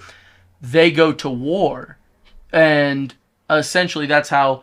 Link's mom is injured, and that's why he was dropped in the fairy forest. The forest. Right, by his mother. There's a prequel comic. I don't know if it's canon anymore, but it was to Ocarina back a long time ago. It's canon? I don't know if it is anymore. Okay. But it was at one point. Well, where you see a battlefield that Link's mom is coming from. Yeah, but how does that make sense if there's literally a cutscene when you meet Zelda in Ocarina? It shows her, they peep in the window, and Ganon is kneeling to the king. I'll explain to you. So, Civil War was ended by Ganondorf and Ganondorf decided that he would be a close asset to the king. Kisses up to the king, kneels to the king, because he is the king of the Gerudo. As they believe, they're still a part of Hyrule. So he has to become one of his subordinates. And so essentially, through a lot of foot kissing, which is what you see at the beginning of that game, him kneeling to the king, even though he's a king himself, theoretically, right? Yeah. He should be a king of his own people. He's kneeling to the king. So through all that, he, instead of trying to wage war to take over, by itself, what he does is a mind game. What he does is try to get close to the king, right? Try to set up this stuff with the Link, who's, what is he at the beginning of Ocarina? 10? Yeah. Yeah. Like 10 years old. 9, 10. Sets it up with him where if he's able to pull the Master Sword out, open up the Spirit Realm, Ganondorf can take over. This dude's playing mind games on everyone. Like, he is the ultimate... He's 15 steps ahead. He's the ultimate Jafar from Aladdin, basically. Yeah, he is Jafar, Think about it like that. No, it makes sense. He's like his closest... whatever, right? Yeah. Like the king, ally. exactly. The king, who is kind of corrupted with power at the same time, just doesn't see it, right? And that's how he was able to do it. I'm going to pause again. I'm sorry. Pause it, bro. Yeah. I actually might have to pee real quick. Okay, cool. Joshy, we're back. Let's hop right back in, yeah, honestly. Back. So we were talking about Majora's Mask, right? Are we going to skip all the stuff we did? It's been like 3 hours. Dude, we're just getting right back into it. Just so casually. Yeah, bro. So, okay. So, we're back here. Are we just going to forget that 4 hours? It's been like 4 hours. Okay, so right. So, Majora's Mask. So funny. Right back I into just get in the zone. Yeah, bro. yeah, like, of course. Oh yeah. All right. No, absolutely. Here, folks, we're back in. Absolutely back. It is Sunday night evening at the 2 p.m. newscast. Right. Yes, that's right. Joshy, I'm so happy to be back here with you, of course, man. I just imagine we were some like smoggy ass like low key bar. Bar. We do have the beautiful Minecraft. I will say this is actually very calming and relaxing. I love it. I love that the dogs are in chairs. Did you ever notice that? So check this out. What they're doing. They got a little this is a new one. Yeah, they got candles. I just got candles recently in my game, which I'll talk about at some point.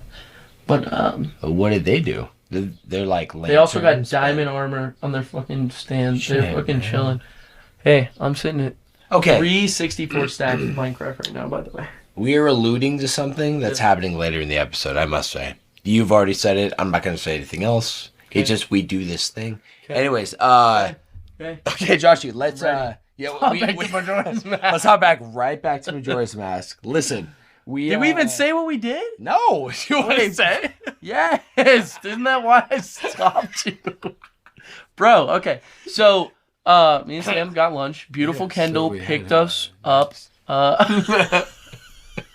You're getting way too back into it, bro. All right, bro. Way too back in. She picked us up some orange chicken. By the way, that orange chicken, insane. What's the name of that place? It's called Ginza. Okay, all right. So there used to be a bar that was like kind of like a low key. Oh, it's the one that bought it out, huh? Yeah. I don't know what you happened told me about exactly. This last time. Yeah. But the bar no longer there. It's called Wahoo's. And then a brand new sushi place is what was pitched. And so like everyone like was bitching basically because everyone's like, we don't want a sushi place, but there literally is like nothing else around here, right? I was gonna say. Yeah, so Ginza pops up. I'm like, all right, I saw the menu online. It's fat. We got to go in sometime in person. Yeah, get some shit. One of the owners is like a server there, okay? Like, I don't know if it's the daughter of the owner, because the owner's behind like doing sushi. Oh, yeah, okay? They have like a sushi, and then it's the bar. Like bartenders, and it's like in like the U, right? Which was there because it used to be a bar, right? Of course. Okay, so it's like kind of like a weird vibe. I'm fucking with this. But hey, the interior's kind of cool. It's like, some cool lights and shit.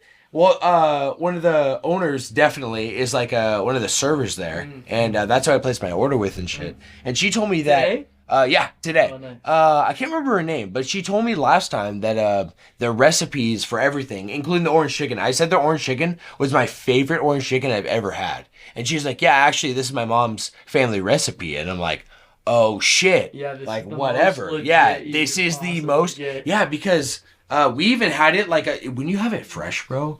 It like you know how like if you have like a really really good like crispy like raw like pork tenderloin, it's so super thin, right? And like but it's like it's still juicy. Everything's perfect about it. Right. It's like that with orange chicken, so it like curls up into itself. It does. It's like there were hella crispy bits. Really good, even though it wasn't like straight fresh. Yeah. I tasted that, bro. Honestly, give me your fucking tissue. We're playing footsies. That's what I'm saying, bro. No, dude, I'm really glad you liked it because I want to make a tradition out of going to that place. Yeah. It is stupid good. I thought it was good as fuck. Yeah. It reminded me of... they have ramen and shit too, bro. Yeah. Like, they have a bunch of stuff I want to try. I was looking at the menu. I'm like, damn, they got hella shit. Yeah. I literally even said to you, I was like, bro, what are you getting? Like, I don't know what the fuck to get. It's huge. So much shit, yeah. But orange chicken, a must-have. Yeah, so, like, you know, we were like, we're just talking about shit. Yeah, we're just chilling, talking, hanging out. Some Brawl Stars. Some Brawl Stars. Got absolutely creamed every single time. Yeah, every time there's those middle maps where everything's controlled in the middle. It is all or nothing. Yeah, okay, all or nothing, bro. Yeah. All those bushes. I love my favorite game mode. Bop. They need a 2v2 knockout all the time. It's the best all the time. It's the best. It is the best one. The last map they did, it had like a bunch of. It was like I don't know, it almost looked like a Pokeball shape. Yeah. And the bottom half was grass, and the top half was grass. Yeah. With like a small gap. You know what I'm talking about? Yes, the lake in the middle. It is a lake, right? Yeah. Okay. So that map, because you can maximum go over it. Cheese. You can go over it if you're like Eve or like someone who Juju, Juju or what's the last guy? I think of Eve or the ghost. Shade, obviously. Oh, and Angelo. And then also RT if you're in I still old never form. played RT. RT is weird. No one plays him. I never see someone I'll get creamed by an RT and then I'll just be like, oh, I'm not going to play RT now. Of course. Because he outplayed me. Yeah. Every time I lose to an RT, the RT was actually skilled. Because RT is like good, but you have to hit all your shots. Because what RT does is he does the marker tech. Right. So you know how like do you ever play Shooter Girl? The one with the old lady. Sniper. Oh, Piper. Not Piper. Mandy. Not Mandy.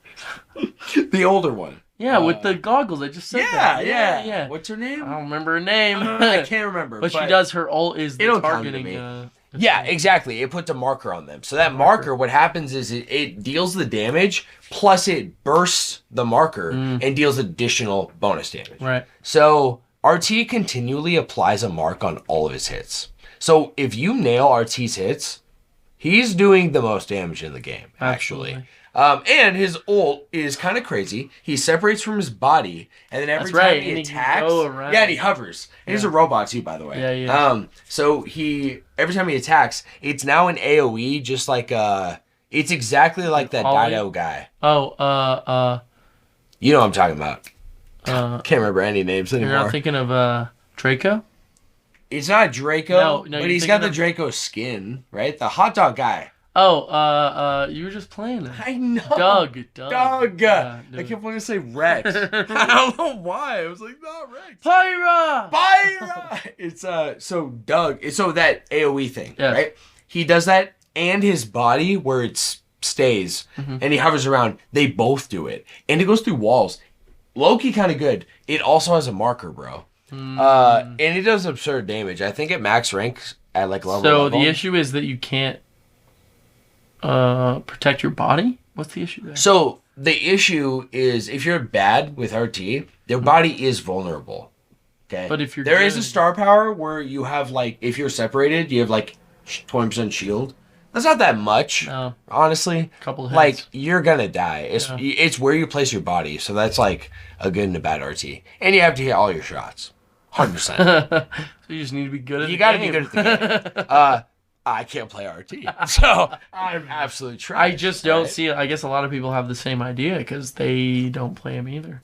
I learned really don't recently that in like some random ass short that the Poseidon skin of RT. Have you seen it? I don't think so. I have it actually. Yeah, I got it in a roll. Low-key, one of my favorite skins. He's got the mustache of like almost like Zeus, the older like Zeus. Can I see it? Poseidon. Sure. Yeah. Pull it out right now. Where is my phone? I don't know. Did it fall on the floor? Hello? Did I leave it downstairs? I have no idea. All right. Well, I definitely did. So I guess we'll have to come back to this. Oh, that's okay. Well, apparently that skin is the rarest in the game, meaning like the least amount of people have it. Oh yeah, because so nobody cares about has RT. That's funny. I know. That's very funny. And you know what? I mean, I've seen the way he plays. Might not be my style. I just don't think I'm. There's just. It just feels like a little too much. You know? There's just better. Like if exactly. He kind of like does a lot for one character, but he does a lot like okay. Okay, you know that you could abuse. Yeah. Or you could go. Or crazy you could, if you want to be a sniper, go a sniper. He has long range, right? But like he's just doing the mark tech, which anybody can apply, but like it's okay. No, you'd rather be Piper, like let's be honest. Like if you're trying to like zone people, Piper is so annoying. Yeah. I can't believe I want to play Piper. I cannot. You get right. I can't play. The ult. No. All right. You know who I can play, which has similar range, bro? Mandy. My best marks and Mandy's really good. I fuck with Mandy heavy. Yeah. That ult is crazy. Crazy good. Especially when you're doing knockout and motherfuckers don't know where it's coming from. You can literally kill them off screen. I have gotten several like round 2 duns with an ult. Like you just shoot it straight. Oh, you get it again. Oh, game's literally over. that's what I'm saying. What? It's crazy. That's crazy. That yeah. Crazy. I'm with you. My favorite character in the entire game, actually, who I'm just best with too, is that JoJo skin. Oh, I can't think of her name. Daisy. Isn't it Daisy? It's not Daisy. No. What the? No, curly hair, white hair. Yeah. You know what I'm talking about? I think it starts with a B. I think it's Daisy, bro. It's not Daisy, bro. There's no way. I think it is. No. It's oh no, the countdown's on. 3. No. Back there. 3. 2. I don't know.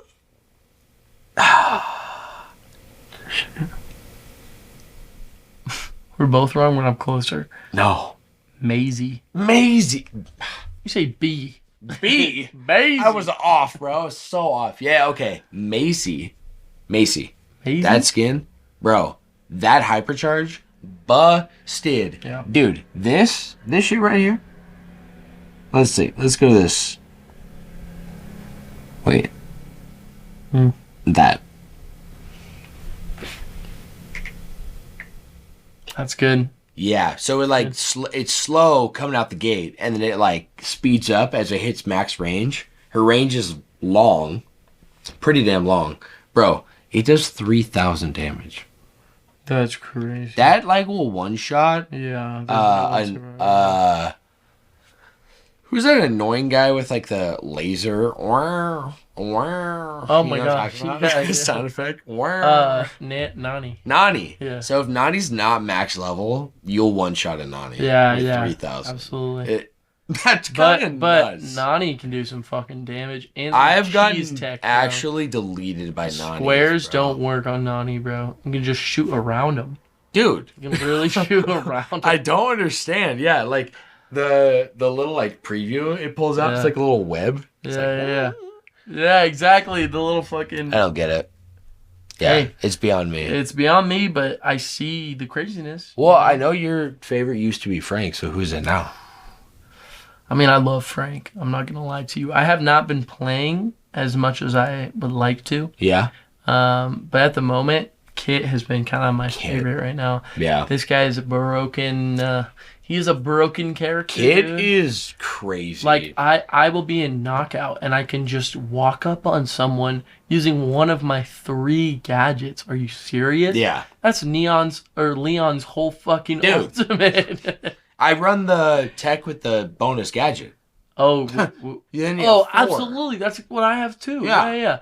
The did you see gadgets are getting reworked? How? They're taking away the numbers, so they're making it so it's cooldown only for everyone, and they're gonna. There's already a cooldown. Kind of. Most gadgets have like a 5-second cooldown. Yeah. It's pretty short. This is like, but they have a usage. So you have like between 3, 4, 5. Right. This is like they're taking away the usage, the number. There's no ammo. You are having unlimited gadgets, but they're all on a cooldown, and the cooldown's changes depending on how long are we they said how OP the gadget is. How long are we talking? I'm guessing up to 30 seconds. Yeah. Depending on how OP it is. Some fucking knockout matches aren't even 30 seconds, bruh. Some. You're right. Saying. I think it's going to change the game. Apparently, they're changing rank, too. I think that needs a change. Yeah. Apparently, they're making a really big deal about it. I don't know a lot. Well, I think ranked is fun, but it feels a little too big skill gappy. It feels like, you know. Can we duo ranked? Yeah, absolutely. We should because we absolutely should. I'm getting to diamond pretty easily every season. I would love to. So if you want some carries, I never get the diamond. All my characters and all my icons are based around gold. So I have a gold aesthetic. Okay. So honestly, so I'm okay. You don't really care. Gold. Not too much. It'd be cool. Yeah. For sure. But I'm already I'm already chilling, getting to gold every time. No, I'll be real. I just got the you know how the globe. I didn't have the globe yet. Oh yeah, worldwide or whatever. Yeah, I'm beyond that now. Now I have Mercury. Oh, yeah, that's right. I saw it after this Brawl Pass. That is way more appealing to me than the characters. The diamond border. Oh yeah. I'm like, oh, this looks way better. Yeah, I don't care. That's why I've been trying to get those. Oh yeah. No, I appreciate aesthetic exactly like you. So yeah. I'm 100% with it. I'm with it. Joshy, let's digress out of our Brawl Stars talk and hop right back into. I want to wrap up Majora's Mask. Check it out. I do want to say this makes me laugh. that it has a 8.6 score, Moby score. All right, and as far as review ranking goes, I don't know what data this is pulling from, but apparently it's number 2 on the Nintendo 64. Wow. And number 44 on the Wii. Is that right? Interesting. Excuse me. So I want to know, I'm coming into the latter half of the game here. Sure. Remind me, have you beaten it?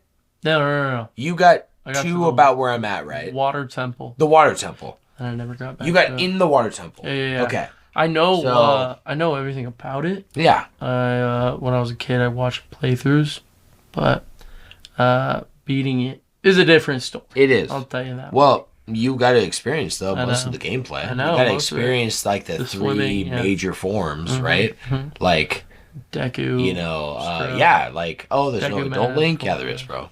So Zora.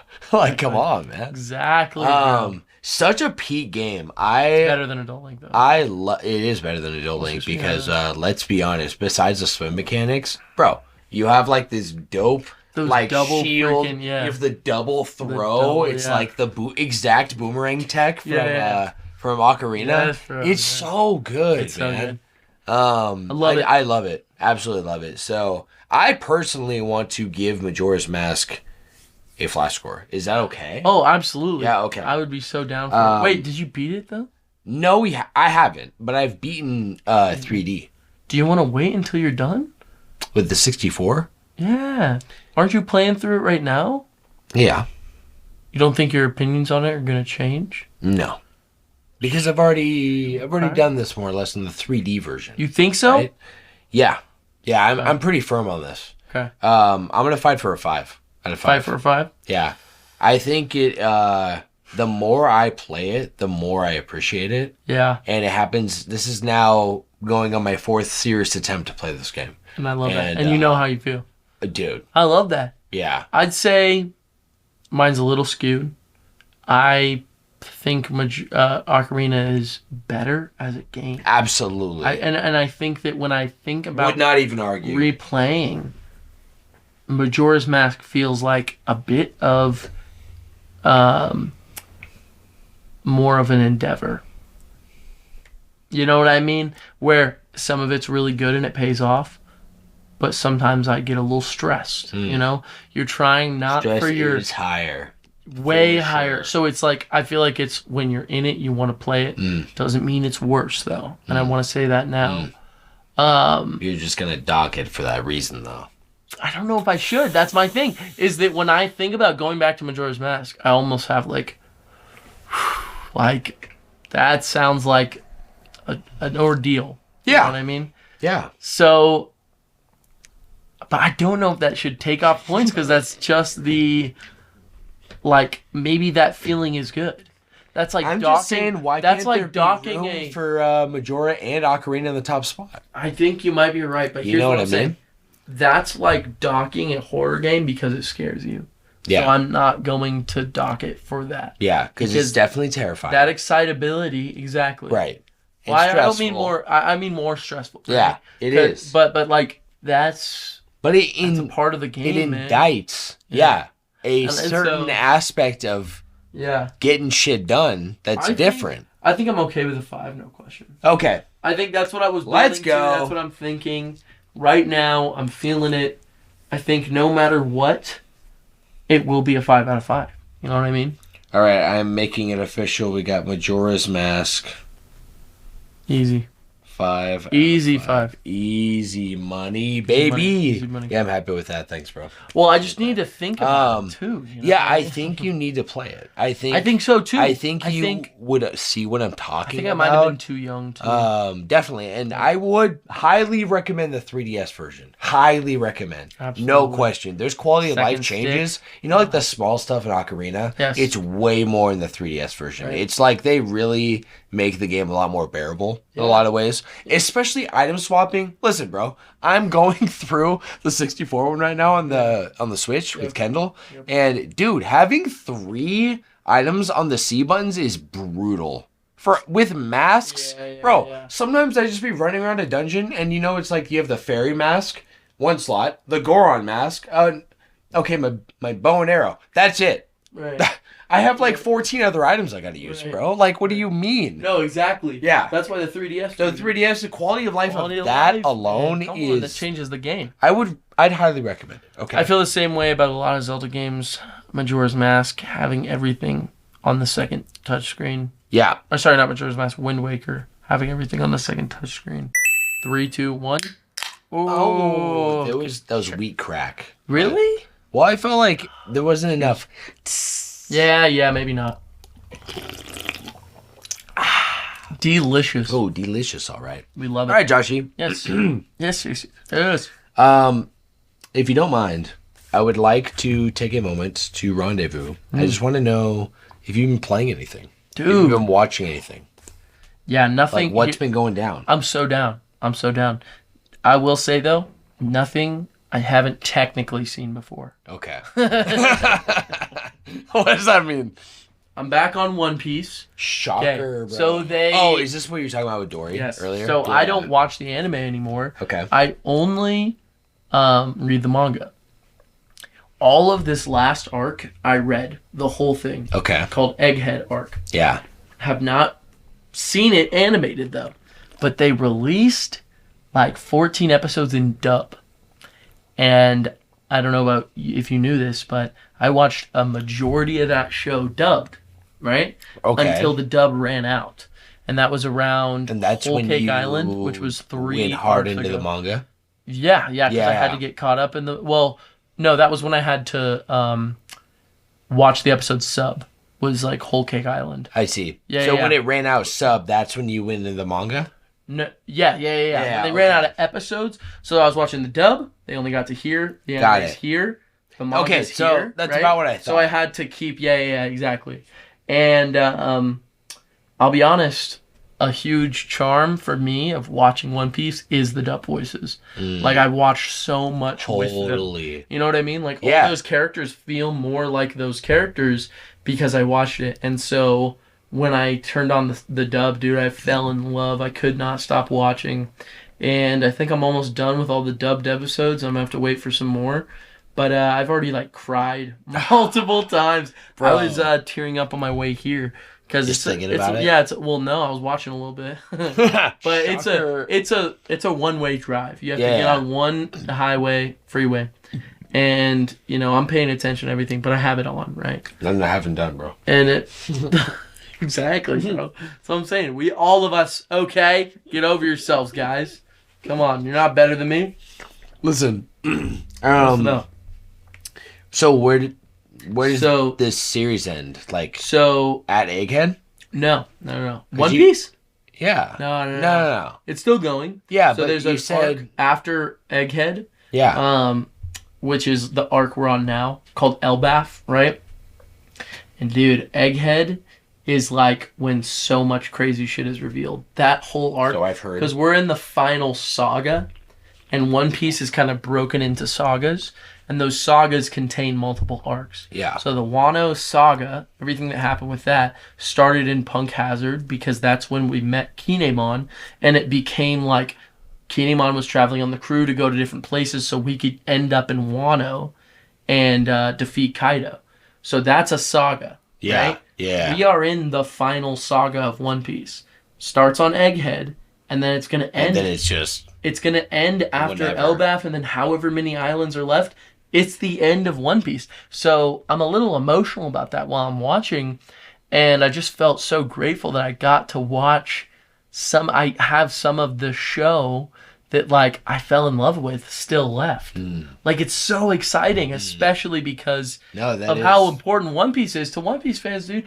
I love that show so much. Like genuinely. And you're like a late One Piece fan in the grand scheme of usually late when it comes to everything that's come before. Oh yeah. And all the shows I love how highly you think of it. It's the best show ever made. Yeah. Like it genuinely is a modern like Odyssey. Like no other story is ever gonna do what Oda's doing. And I tell everyone, I've been telling Drew this, which he's watched a decent amount now, actually. He got to Arlong Park. Okay. Which, didn't you finish the One Piece live action? I did. Okay, so that's Arlong Park. Got it. He's watched up to... He hasn't seen Luffy defeating Arlong. Okay. But he saw, like Nami stabbing herself and yeah. Is that as crazy in the anime, too? It's crazier. It made me cry so many times. Every time I watch it, I cry. I literally can't... Wow. I can't not. And the fact that the voice actress for Nami and dub is still the same voice actress as back then, it just means that it's like... Really? Yeah, dude. It's been like 20 years, and these guys are still in the studio. That's what I'm trying to say, is that this show is... what I remember is what I went through, what I watched. Dude, these are the characters I met. And so when I have the voices for them, it's so perfect. That is so nuts, bro. Yeah. But I'd feel exactly the same. Mm-hmm. Like, I have no doubt, you know. I know you would.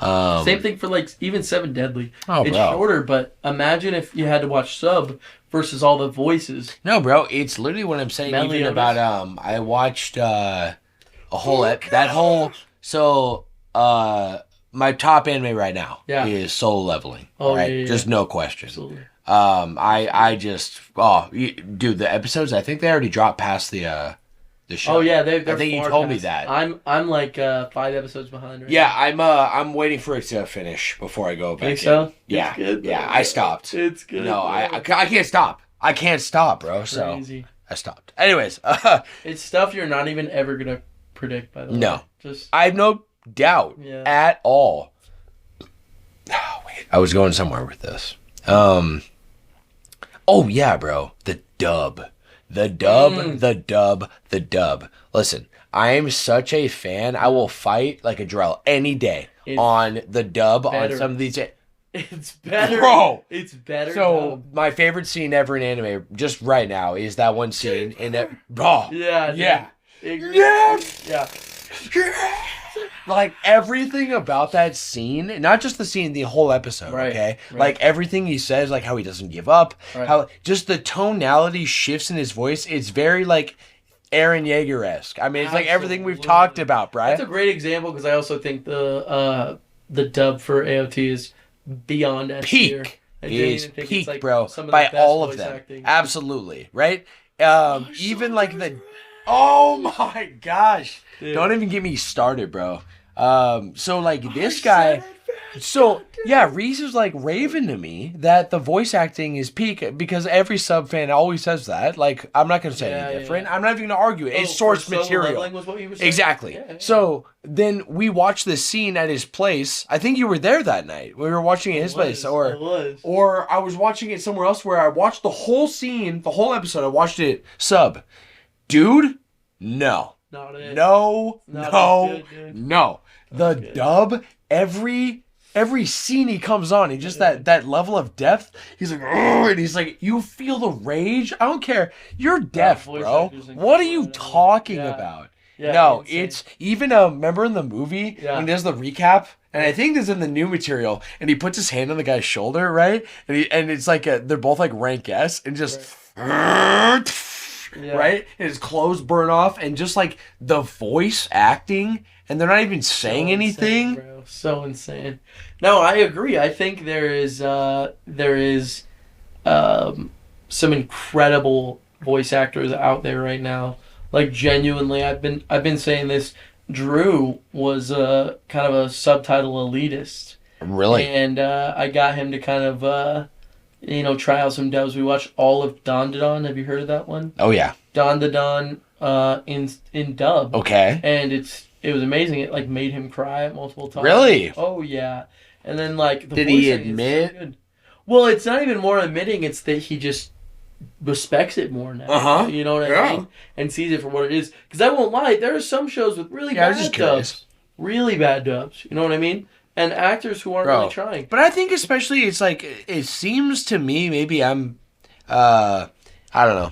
I only see a small subsect, but I feel like the quality over the last decade, especially of anime and video games, dude, have really gone up. I completely agree. Really? There's not a lot of just like turds out there. No. Even like even some of my favorite are not bad. Even some of my favorite like I love some of my favorite games like Xenoblade 2. I love. Unreal. I also love that dub. I don't think it's the best dub though.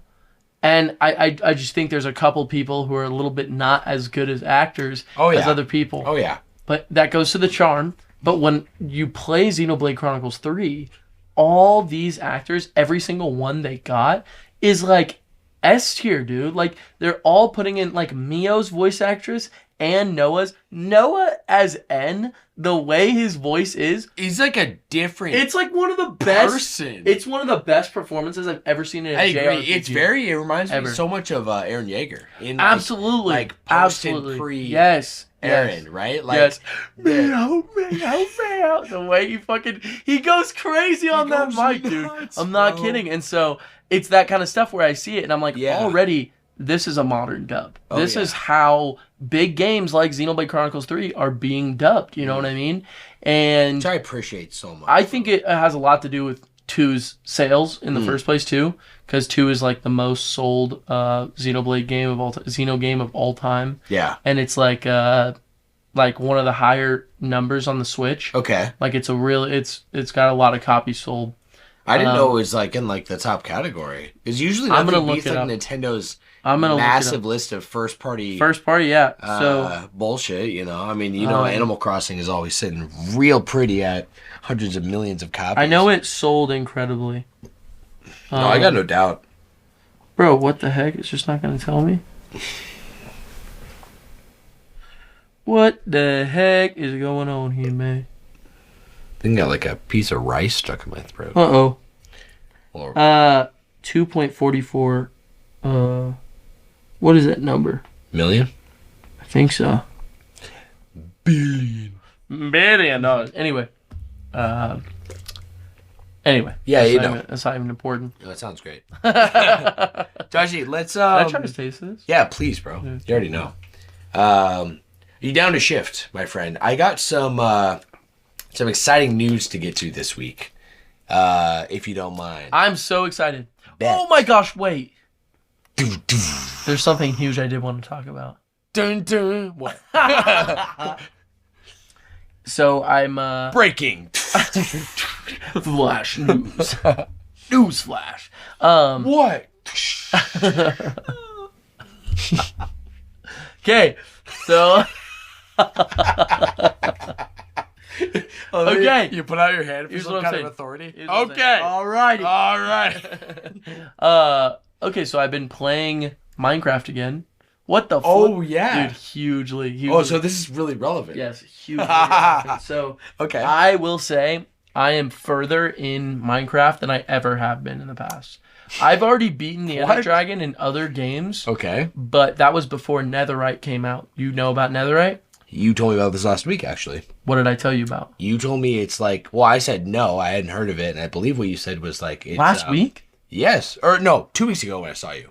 Last time I saw you. Oh, yeah. We talked about it. We talked about this because I was talking about Minecraft Dungeons. Right. And you were talking about, have you heard of like netherite and like this? So and you were saying it's like the realm beyond, right? Uh-huh. Yeah. Even at that point, I had never gotten netherite anything before. Right. Never. So I've never even gotten an ingot. I didn't know how to mine for it. I didn't know how to do anything for it. So now you can teach me all these things. I have 6 netherite ingots, 3 64 stacks of diamonds, and like almost 8 stacks of emeralds, 64 emeralds. Oh shit! I have a bunch of iron. I have broken down the system of mining in Minecraft. Okay. There's a block called a moss block. The highest percentage chance of finding diamond is in the deepest part of caves. Okay. Which there's normal stone, and then there's something called deep slate. This is very recent in the Cave and Cliffs update. Oh. In deep slate, diamonds have a high chance of spawning, even if they're exposed to air, which every diamond has a less % chance of spawning if it's on open air. Does that make sense? Yeah. So, if it's underground, there's a it's piece not... of block that's not touching. Exactly, exactly. So there's a huge benefit to going to deep slate and digging all around it, because there's probably diamonds underneath it. Pretty close, probably, too. Nothing I haven't done since base Minecraft, exactly. my guy. However, you know what's different? You ever heard of a moss block? Yeah, I think. So, a moss block, not a mossy cobblestone block. A moss block, you place... Oh my god, it's right here. This is a moss block right here. Okay. That's mossy cobblestone. That's regular stone. A moss block is what's found. They're also right there. A moss block is found in the terrain where glowberries are found. I don't remember. It's like a type of cave. I know what glowberries are, though. Yeah. They literally grow under... Oh, they're right there. Yeah, they're right there. Yeah. So they light up naturally. Growing. Yeah, they do. They're natural lights. It's in the name, bro. So those moss blocks you get in that terrain, I found one of that terrain after I found out about this tech. You dig a hole in the ground, you place on the stone, you place the deep slate actually, you place the moss block inside and hit it with some bone meal, and it will turn all the blocks around it into moss blocks. Moss blocks you can break with your hand. So you literally can just tear through the turf. You literally, all you do is bring an iron hoe with you, because if you have a hoe, you can just break all of them like quick as fuck, bro. So check us out. You can just keep putting moss blocks down. I'm like, I don't get it. I don't... Ding! And then boom. You were clearing, like, I'm literally like a worm digging through the ground. Literally. That's what I'm saying. Yeah. And so like I said, that 3 stacks of 64 diamonds. Also, when you're enchanting your diamond pickaxe, make sure you get Fortune 3. It gives you a higher chance of dropping more ore out of the ore that you are mining. Yeah. I have gotten, that makes sense. Since I'm on Fortune 3, I can get up to 4 diamonds per block. Dude, if I find I found 8 diamonds all next to each other, saved them until I could get Fortune 3, chopped them all down, and I got like 27 motherfucking pieces of diamond just from that. That's crazy. So I'm more than doubled. Is there any the vein size of the like diamond veins? Yeah. Or iron veins? Yes. Is that like all RNG? All RNG. Yeah. All of Minecraft is RNG. The world, I mean. Yeah. All of the world is RNG.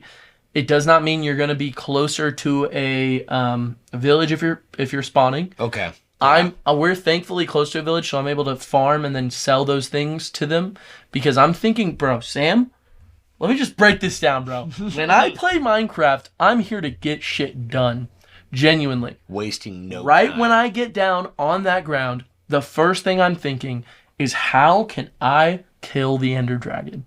What can I do to get me closest to this Ender Dragon? Do you know about the Ender Dragon? Yeah. It's the final boss. The credits will roll. It was the final boss. Still, well, no, it's not it's the final boss of the game, technically. Okay. Because the game ends, and then you can continue your world. Okay. But you still beat the game. You got get the credits anything for beating him? Yeah. It opens up the end world, and in the end world, you can explore and find what's called an elytra, which is the up B, where you get wings and you can fly. If you use fire, if you use what are those called? Fireworks. Yeah. You can propel yourself up. That's why when Steve does an up B, he goes phew phew because he's using fireworks, and then he's gliding with an elytra. All you do is glide. You can go up a little bit, but you go back down. That's kind of how it works. It's super awesome, but that's end game. That's once you've beaten Minecraft. Okay. Yeah. So, bro, I'm on the. That's right. I'm on the fucking grind with this shit, dude. Damn, bro. I'm telling you, bro. I like everything I'm doing. Just trying to get to that Ender Dragon. I've been brewing potions. I got as many like diamonds as I could. Netherite. I went farming. Let me just explain. What does netherite do? So netherite, what I've learned, I thought it was an ingot that you use to craft netherite armor. Okay. I was mistaken. So what it is, you need a specific table called a smithman's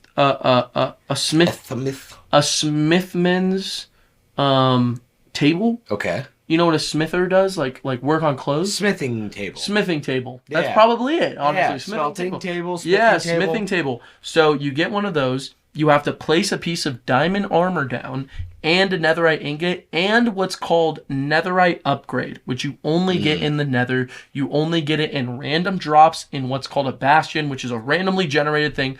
One of the hardest things to do. Oh, you can but you can duplicate it on a crafting table by using 7 diamonds and a piece of netherite, and it will make 2. So you've turned 1 into 2. I've been doing that. I'm at 6 currently. 6 netherite upgrades, 6 netherite ingots. Which, by the way, netherite ingots. I feel like I'm losing you, Sam. I'm losing you. Netherite ingots. Okay. Yeah. So check this out. In the nether, you need to mine underground for a really rare spawning material called an ancient debris. Okay? What the fuck? Check this out.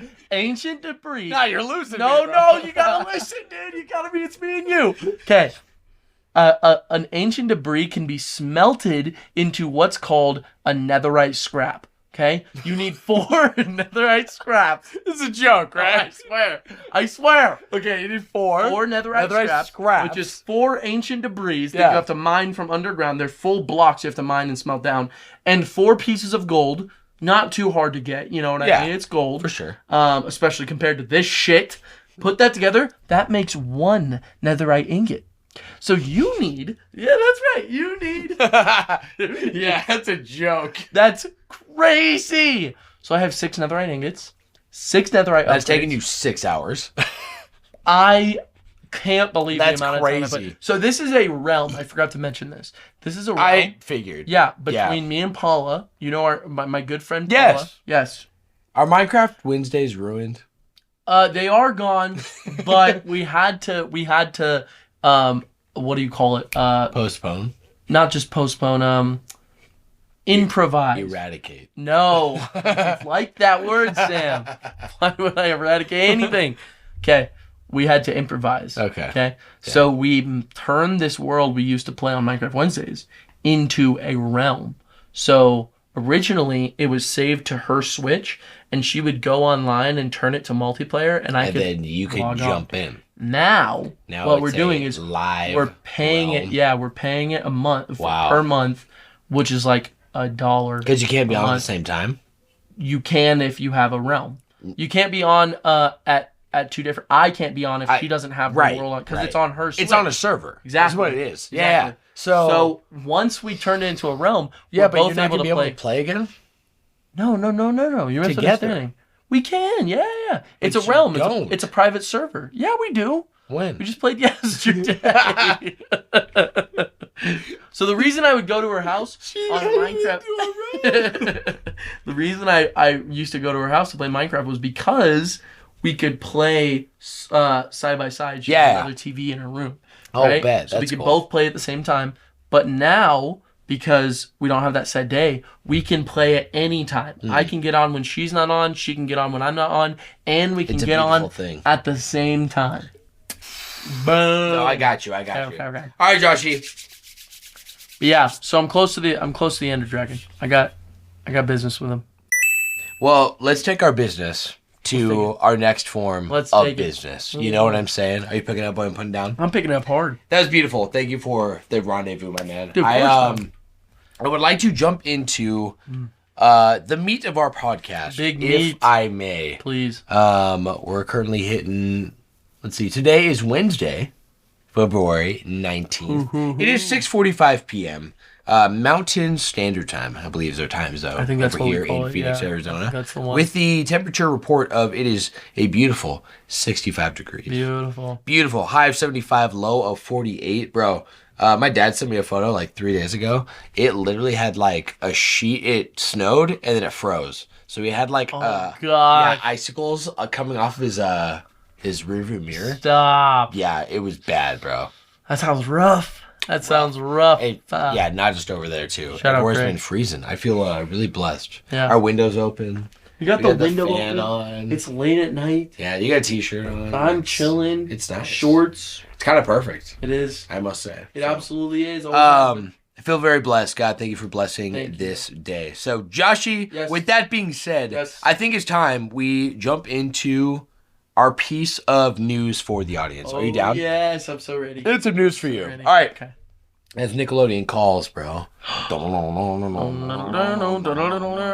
He's a phantom.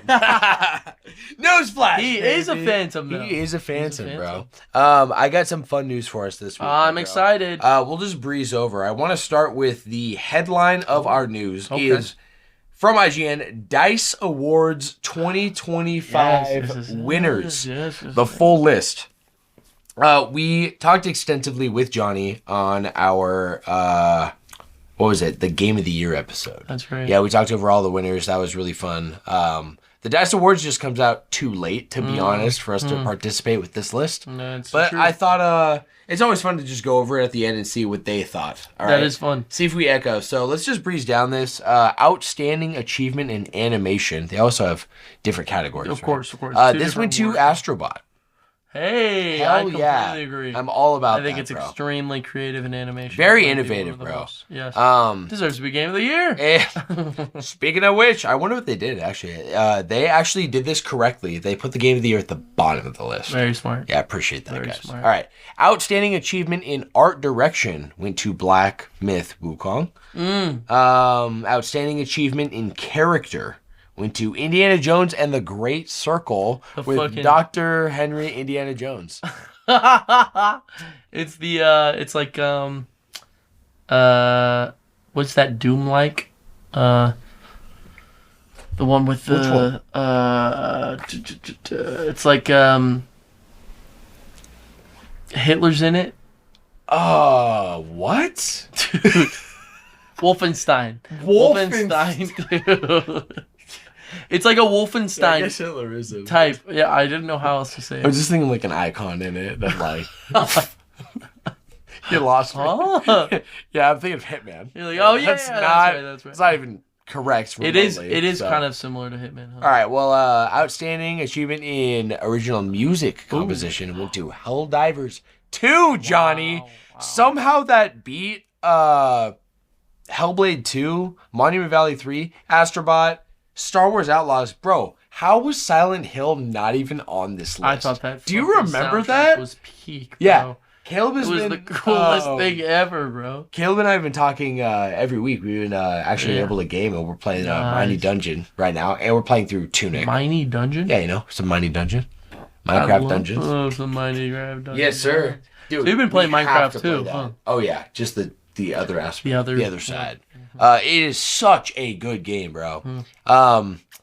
Yeah, he's telling me I have to play it for the soundtrack alone, actually. Just for that, man. I know. I mean, come on. It might be worth it. So, DICE also gave Best Audio Design to Helldivers 2, along with the music composition. So, Johnny, I want to know what you think about that, baby. Johnny's winning. Outstanding achievement in story also went to Indiana Jones. Nice. Over Metaphor? That's fucking crazy. That is crazy, And Rebirth wasn't even on the list. We're not here to talk about that, though. Outstanding technical achievement went to Astrobot, Action Game of the Year, Helldivers 2, Adventure Game of the Year, Indiana Jones. Wow, Helldivers is winning. Helldivers and Astrobot, bro. And Indiana Jones, apparently. Indiana Jones is up there, Family Game of the Year. Astrobot. Of course. Fighting Game of the Year going to Tekken 8. Racing Game of the Year, F1 24. Role-playing Game of the Year, ReFantazio. Hey, we got one. Over Final Fantasy. That's a feat, wow, that bro. is cool. I know, that's huge. Cool. Sports Game of the Year, MLB The Show 24. Strategy Game, Simulation Game of the Year, Balatro finally got something. Drew's been playing Balatro. Actually? Yes. He's been playing I've heard from people that it's really I've heard good. It's amazing. Immersive Reality Technical Achievement, which is Starship Home. Speaking of Balatro real quick, I heard it's like, like a card games like poker and solitaire, poker, but it's a roguelike. That's what I've heard. What does that even mean? It means like, I don't know. You just keep going on, until you lose everything? That sounds really intriguing. All right. Immersive Reality Game of the Year, Batman Arkham Shadow. Yeah, that's right. Independent game, going to Balatro. Wow. Yeah. Balatro. Mobile game. Also Balatro. Come on. Online Game of the Year going to Helldivers 2. Of course. Game design. Astrobot. Wow. Game direction. Animal Well. And last but not least, Animal Well. Do you know who that is? Yeah. I shouldn't have just breezed over like that. Honestly, that's the first. This is outstanding achievement in game direction. This is the first category winner. Do you remember for Animal Well, right? Yeah. By Donkey. Donkey's publishing company. It's their first ever game. First ever game? Right? That's pretty big. They won Indie Game of the Year for the DICE. That's really impressive. I reckon the DICE is a little more credible, to be honest. I might agree with you, bro. I'm not going to lie. That's amazing. Yeah, I was watching it on... it was live on YouTube, and I watched a little bit of it. Kind of got bored. Just do shit for way too long sometimes. Yeah, bro. Kind of like the Grammys. Yeah, low key. And so... and my dad was asking about it. He was like, so was this like the Oscars? I'd say Oscars probably more Game of the Year. Mm-hmm. I would say this is like Golden Globe, maybe. Yeah. Right? Sure. You know what I mean? A lot of speeches. Definitely. Yeah. Well, I mean more in the sense of like how people view it. But I even told him, I was like, I mean, sometimes DICE, like the way it's done, gotta listen to it over Game of the Year, bro. Yeah, dude, you might have to, man. I feel like it's I know we looked at that list last year. From what I remember, it seemed pretty legit from what Jeff Keighley put out. But I think DICE was like a more global. That's what it feels like for sure. Yeah. Which is cool. It's always good to have all this perspective. Love perspective. Let's hit Game of the Year though. Hit it. Because it is still going to Astrobot, my guy. Let's go. My boy is winning. Okay, I've been saying this since this. I had a game like wish list. Do you remember we did that episode? Oh yeah. And I said, give me a full Astrobot game. You said Astro Boy, give it to me. I want No, you did. Yeah. And no. Not only do we get it, we really got it. It's the best game of the year. It's the epitome of if we got Tomodachi World. That's all I'm saying. Oh. Stop, I'm gonna start screaming. I swear. Have you ever heard of a game called Fantasy Life? No, I don't think really? So. I don't think so. Okay. It hit 3DS, if I'm not mistaken, at the end of its life, but it was kind of made in the vein... Like Miitopia? Yeah. It was Made in the vein like Tomodachi Life, though. But, maybe more like Miitopia, actually. Yeah. But it's a full-ass, RPG. You be whoever you want. You make a whole-ass sim, and then there's all these elements. There's farming. Right. Excuse me. It could be what's that other one that competes with Animal Crossing? Harvest Moon, right? Harvest Moon, yeah. So you go out and fight. Have you seen that new Animal Crossing knockoff game? No. By Hello Kitty? No. Yeah. Wait, maybe I have. Is it that Island Adventure? Island Adventure, baby. Yeah. Have you seen the gameplay? I didn't realize it literally is an Animal Crossing clone. It looks just like it. I'm all for it. I think more competition. Challenging, bro. Yeah. Get that shit in. Get in it, bro. Because guess what? You know who's benefiting? Me and you, buddy, as the gamers, bro. I know. That's all that happens, bro. Come on. Speaking of celebration, all right, I pretty much have a rapid fire here of news. Okay. All right. Let's start with the PS5. Has just passed its best holiday ever, and its overall sales passed 75 million. Wow. Over the holidays. Wow. And what do you think? Its monthly active users are up to 125 million. 129 million. How many what do you think did that? Dude, I think it's a combination of what's happening with Xbox is what I think's happening personally. I think so. Just because Xbox, they've really fallen off from what I know, their marketing. They just came out with a new console this year. And were they really pushing it for the holidays? Not really. I didn't see anything on it. Unless you really are in the Xbox ecosystem, you didn't even know it existed. You had no idea. You know? And you probably would be like, well, I already got my PC, or so there's a reason for this. Xbox, they haven't really talked about their numbers since the Xbox One. Pretty sure they've never really came forth and proudly talked about their numbers for a reason, bro. This is huge, and I just only pray one thing, not letting it get to their heads. Not absolutely. Yeah, I do like a lot of things that what's crazy is, have you played I like a lot of where Sony's going is what I meant to say. Have you played on the PS5 specifically any of their classic games? I don't have the PlayStation Premium one. But there's some games that are classics. What do you get? They give you save states, and they give you rewind feature. And it's probably the best I've ever used. I have not seen it. And screen filters. So, yeah. And remind me to show you after. This is just so you boot up, because it's its own standalone game. So I boot up Jak and Daxter. So it's an actual, remastered version for the PS5 of Jak and Daxter. It even, I think, says PS4. Is it not PS5. The way Nintendo does it? Or where it's it's part of the service, you get those games? So, imagine... No, it's not like that. It boots up its own app or game instead of a service that pulls them up. Sure. Does that make sense? Sure. Is that what you mean? On the Switch? Yeah. But the service is an app on the Switch. Yeah. So it's not like that. Okay. It's just you pull up Jak and Daxter, and I'm pretty sure it's free if you have PlayStation Plus. That's what I'm asking. Yeah. Okay. Some games though you can buy them, and some games you get them with your subscription. Which would be PS Premium, but they're standalone games you physically go into the store and download. Everything's individual. They don't do a subscription platform service that looks like the Switch Online, right? Sure. You pull up the game and, really, they don't have the annoying-ass border. I truly don't like the border on the Switch at all. You do forget about it after you're, sucked in the game enough. Yes. You stop seeing it, but it's really annoying and obnoxious to have, start and select on the bottom and some big dotted... Bro, come on. Not worth it. Nah, bro. I know it's being nitty-gritty, but... No, but you're not wrong, though. When I'm seeing this on PlayStation, they have rewind, they have auto rewind. So say you fuck up and you forgot to do a save state. Well, you're not doomed. You just go back in the menu and you literally have a whole minute, I think. You can go backwards to where you want before, so you don't actually have to make these manual save states anyway. It just does it automatically in the background. Yeah, that's pretty cool. Yeah. It also has a ton of screen filters. A ton. It has what looks like a CRT, right? So it has jagged lines. I need to see this. Yeah. I got to show you after we're done recording because it's really cool. So, congrats to PlayStation. Absolutely. I do got to say though, there's contrasting news here, all right? Because this is a PSA. Days Gone has just received a remaster, which is $10 on the store. Days Gone? Days Gone. That zombie game from Bend, Oregon.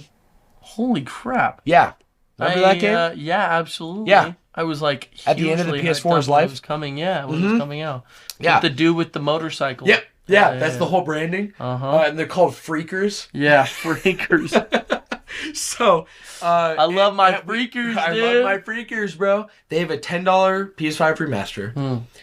But if you own the game like many millions of people do, like myself, because we got it for free with PlayStation Plus when we bought our PS5s, you cannot get the upgrade. You have to pay $50.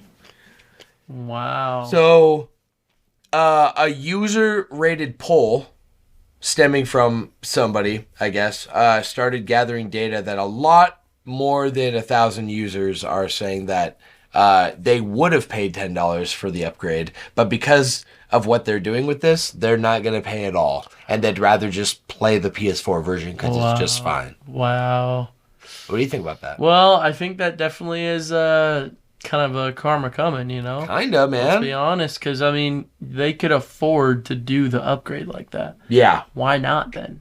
Why not, bro? Yeah. Like, it's weird. I don't know. Hey, the consumers will eat what the consumers want to eat. Yeah, and we're not stupid. Right? Exactly. I mean, it's like you always say with the Disney stuff. Hey, I've been saying it for years. My bad day. My bro, I have something to show you. Have you seen, for this next piece of news... Whoa. The Minecraft movie, and it's revealing of the villagers. I actually haven't seen this. You haven't seen this? I saw screenshots, but I never sat down and I wanted to sit down and watch it. I'm pretty sure this is from the Super Bowl. Yeah, I can cast it, actually. Yeah. Dude, wait. That is disgusting. What is that? It's flesh, bro. What the hell? It's disgusting. Why is that how they made them look? It just doesn't make any sense. They're like so fleshy. It's so gross. It's like disturbing, dude. They look disturbed. That's crazy.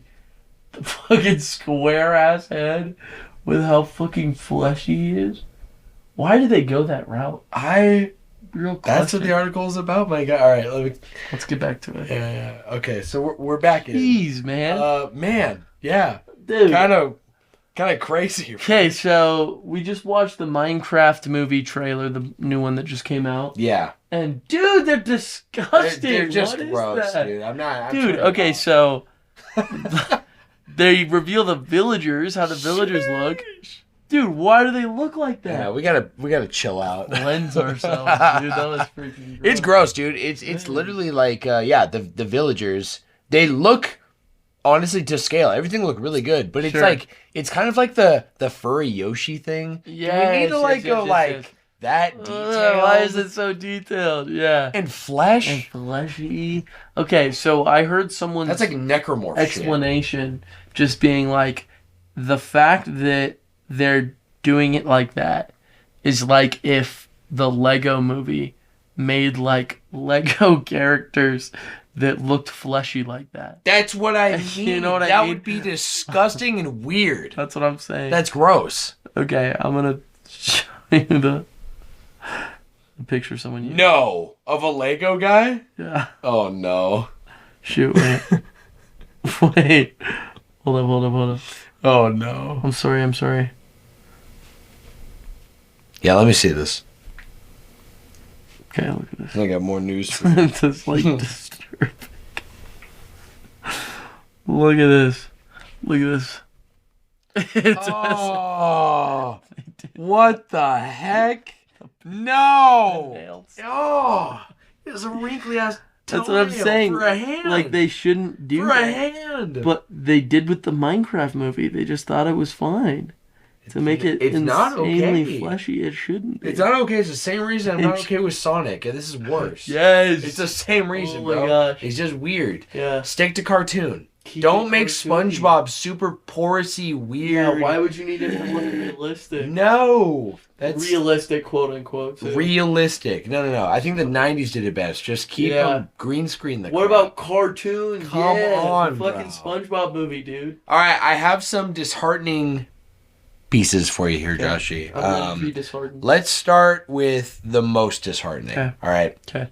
Which is Nintendo is officially discontinuing gold points, one of the Switch's best incentives. Nintendo announced that they will no longer be possible to earn from the 24th of March 2025. Why not? Which is about a month out. Dude. People are thinking it's just purely they haven't commented why, but it's thought to pretty much just be in summary because the Switch 2 is coming and it will probably have its own incentive system. That's a really good point. Which, that is a good point. But it is a little weird, right? Yeah, it's a little jarring. It's jarring because, all we can do is hope, right? Mm. But also, I used a lot of that gold, dude. That was always a way that I could incentivize getting one and saving a little bit of money, having some left over from a last purchase you did. Yeah. That's crazy, dude. It's weird. It's crazy. Something I find very strange about it, personally, is I don't have an answer for it. It's a question I have. Why it seems funny to me that they started it, if I'm not mistaken. They didn't do this during the Wii U, right? So they started it when they came out with the Switch eShop. It wasn't right when the eShop came out, though. I think it was a little bit after. It was a little after? Yeah, they added it as a part of the... Okay. So they launched it a little bit post-Switch, right? During the Switch's lifetime. Right. And so the Switch 2 is about to drop. We don't know when, but theoretically it's after this date. Okay. Yes. So we could speculate April. Right. And they are stopping the program for current Switch owners going into the Switch 2. Why? What? Yeah, that seems confusing. If you want to keep the ecosystem on the Switch, just keep it there and say the gold points aren't a part of the ecosystem and they're not compatible with the Switch 2. So why change the Switch? Why? Yeah. It seems weird to me. It does seem weird to me too. I think what they're trying to do is have a connected eShop though. And so whatever their new system would be like the benefit to having a Switch 2, I think. Yeah. Okay. You know, so I think that's where it's going. Am I happy about it? No. I think it kind of sucks a little bit. Yeah. Yeah. It's not like Nintendo would ever be losing out on any kind of money with the way that they're releasing Wii games with a $60 price tag. Well, don't you know, they never discount games because they're going to go bankrupt if they do. Oh, absolutely. Look at all the money they're going to lose, dude. Joshy, the last real story I got here for you. It's not really disheartening. It's actually a bit of hope. Did you know that it was back in 2019? Wait, I'm sorry. I didn't know that, actually. What was 3 years ago? 3 years ago would be 2021. Oh, no, 2022. Yeah. Well, now. So it's been over 3 years since we got Chapter 2 of Deltarune. You already knew. I knew it because the next two are coming out soon, dude. So Toby Fox shared a development update and said, basically in short, that testing is just now starting on consoles, and he hasn't even tested PS5 yet. And there are fewer bugs as a result of the testing, which is always good news. But there's quite a ways to go. They also need to implement having saves from the demo carry over to the main game, which they just received the technology to do so. That's a tough one to do, huh? Yeah, it seemed really helpful though. I mean, like the article is from Nintendo Life, and it kind of just every time I see an update on this game and ironically a Silk Song, I'm kind of reminded of it. Dude, I'm like, Silk Song is never. Dude, wasn't Silk Song 2019? It was a like long pre-COVID, right? Absolutely. Yeah, that's nuts to me. It's like the longest development space of not saying a word. They don't say anything. Dude, wasn't there a playable demo in 2019? But there was a trailer. Okay. They went There's crazy. Definitely a trailer, yeah. Yes. You sure there wasn't a demo? That I know of. I think there was a demo for Silk Song. There's no way. A playable demo. No way. Wait, do you have an iPhone E3 charger? Oh, yes. My phone's at 1%. Yeah, there was one at E3. Playable demo. What the frick? How crazy. So why is it not done? Like, why is there nothing? There's a playable demo. They're turning into something crazy, bro. They are, bro. They're going to make it insane. Oh, he's like... It's way beyond what it was going to be. Yeah. No, there's no question. All right, yeah. So we just... Which happens a lot, by the way. Dude, it does. And respect to them for saying nothing rather than overhyping and all these things. The fans are overhyping, right? They're the ones who are building it up. Speaking of overhyping, Joshy, I have something to wrap our news today. Yes. The happy wrap, if you will. Happy wrap. Think of it like the last bite of like a Crunchwrap Supreme, and you have like all the ingredients. Yes. You know, the last little bit of quesos down there, and you're like, the happy wrap. Yes. Or even all right, we got a cherry on top. Gallery of an exclusive look at some more screenshots for Xenoblade Chronicles X. Did you see these? Definitive Edition. Oh my god! Yeah, I looked through these briefly before we started recording. Did you know? Dude, it looks so good. I genuinely can't believe how good it holds up too. Like, it's one of the best looking Wii U games, and it's going to be one of the best looking Switch games. Yeah. Like, just the way the environment looks and everything you can go to, including up here once you get a scale, like, That's insane. How long until you get a scalp? I don't know. I never got to one. Really? Yeah. But I don't think it'd be too long. I think I just had a little bit more. But I got like a decent amount in. Maybe like 7 hours in. Yeah, okay. And it was past 7 hours. That's what I'll say. That's what I'll say, buddy. But, I mean, what can you do? Well, Joshy, I'll tell you what we will do. Let me hear it. We will break to our list of our gold tier sponsors. Are you down? We got to give them a quick shout out, brother. How could we not, dude? Oh, shit. I keep trying to click my screen. Oh, dude, you just did it again. I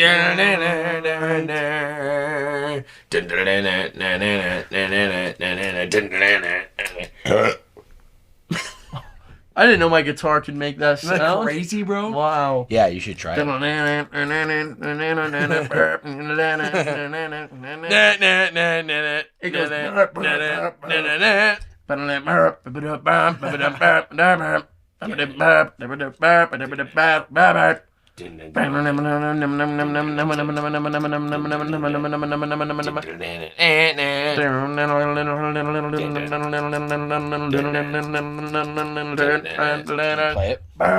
And then it burps at the end. No, I haven't played. Whoa! Dude, this is sick. That's what sick. The freak? Dude, do you mind if I use a bathroom? I might actually have to poop. Oh, poopy time? Beautiful word. All right, poopy time. Yes. Do you mind if we do? What is good, my friends? Welcome once again to the official Flash Brothers podcast. Welcome this in. Weekly show is essentially two best friends sharing casual discussions centered around our collective interests. Wouldn't you say, Josh? I would say that's completely correct. In fact, I would say that's really well said. Beautiful. Yeah? Beautiful. Thank you, brother. We got a blend, a perfect blend, you might say. A spicy blend of retro and modern topics framed around our collective, diverse interests. That's right. Often gaming and anime. I would say pretty much talk about anything. We will talk about everything. Yes. Everything that we want to. Yes. Right? This is everything. a very personal show, Oh, I would say, absolutely. Joshy. Our focus is set, however, on spreading positivity, positive vibes within the duality of our informal yet comprehensive and informative content. That's We like right. to keep it cash, but we also like to go deep. And I think you and I, with the passion we have on things, we're deep divers. I was gonna say that's almost. I would say that's an important part of the show. No, Yes. that's it's a deep dive into everything that we like to do. Everything. It's essential, man. Yeah. While also having a dream, Joshua, of building a vibrant community where you, at home, can become a part of the crew. That's right. Joshua, our episodes drop Yes. every Saturday at 5 a.m. with pregame dropping 24 hours in advance. Gosh. I will say this is a loose schedule, Yes. obviously time forbid, and this is a two-man team. That's right. So that's the goal every week. Yeah. Available everywhere. Perfect. So personally, I like to use Spotify. Me personally, I use YouTube Yes. music. Joshy, someone might be wondering out there how they might become a part of said crew. That's a great thing to wonder. How they could join the community. That's right. Join the fleet. Well, We would wonder no say- further, right? Yes. Questions, comments, theories, discussions, and more. More. Can be written in, my friends. Yes, sir. Patreon.com/FlashBrosPodcast, where you will receive direct updates, Discord access, and you can sign up and see our very special gold tier sponsorship. Gold tier sponsors. Gold tier sponsor, you might be asking. Yes. What is this, Josh? That's a great question because I'm honestly wondering that. Yeah, We've been well- doing this for a minute, but I've never asked. Well, Honestly. I should have. I have an answer for you, buddy. Good. It's about time. It is a list of our VIP crew. Yes, so there's unique perks here with special recognition during each episode, access to all of our exclusive premium content available through we've got 2 miniseries right now. That's right. Still growing. That's right. And all of our Patreon only posts directly through the website, the ability to directly DM us through Patreon, as well as even send us a text message if you know us personally. Absolutely. Exclusive channel access within our Discord community server, and there's also a link on our Patreon, and it's absolutely free to join. And a membership lock-in. Oh my gosh, which wait. means there's a permanent subscription price for you. Are you talking about like forever, or you're Forever. talking about like for the next couple of years? No. Oh, you're talking about I'm forever. saying if you signed up today, $5 a month,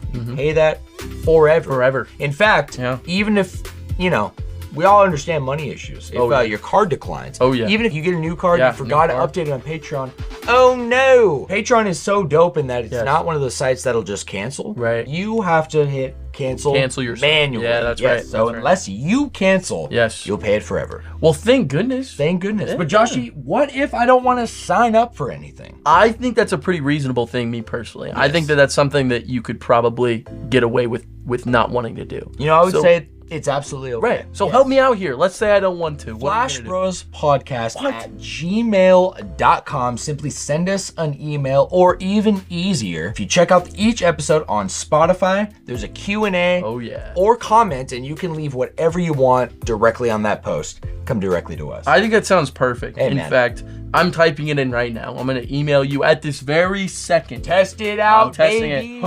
Your support, my friends, means genuine growth for this podcast and our community. And you know Josh and I are all about that love. So we love you guys. Thank you for being a part of all of this with us. That's right. We couldn't do it without you. We literally are nothing without you guys. You guys are the lifeblood of this whole idea that we have going. You know what I mean? Oh. Right? I know exactly what you're saying. That's what I'm saying.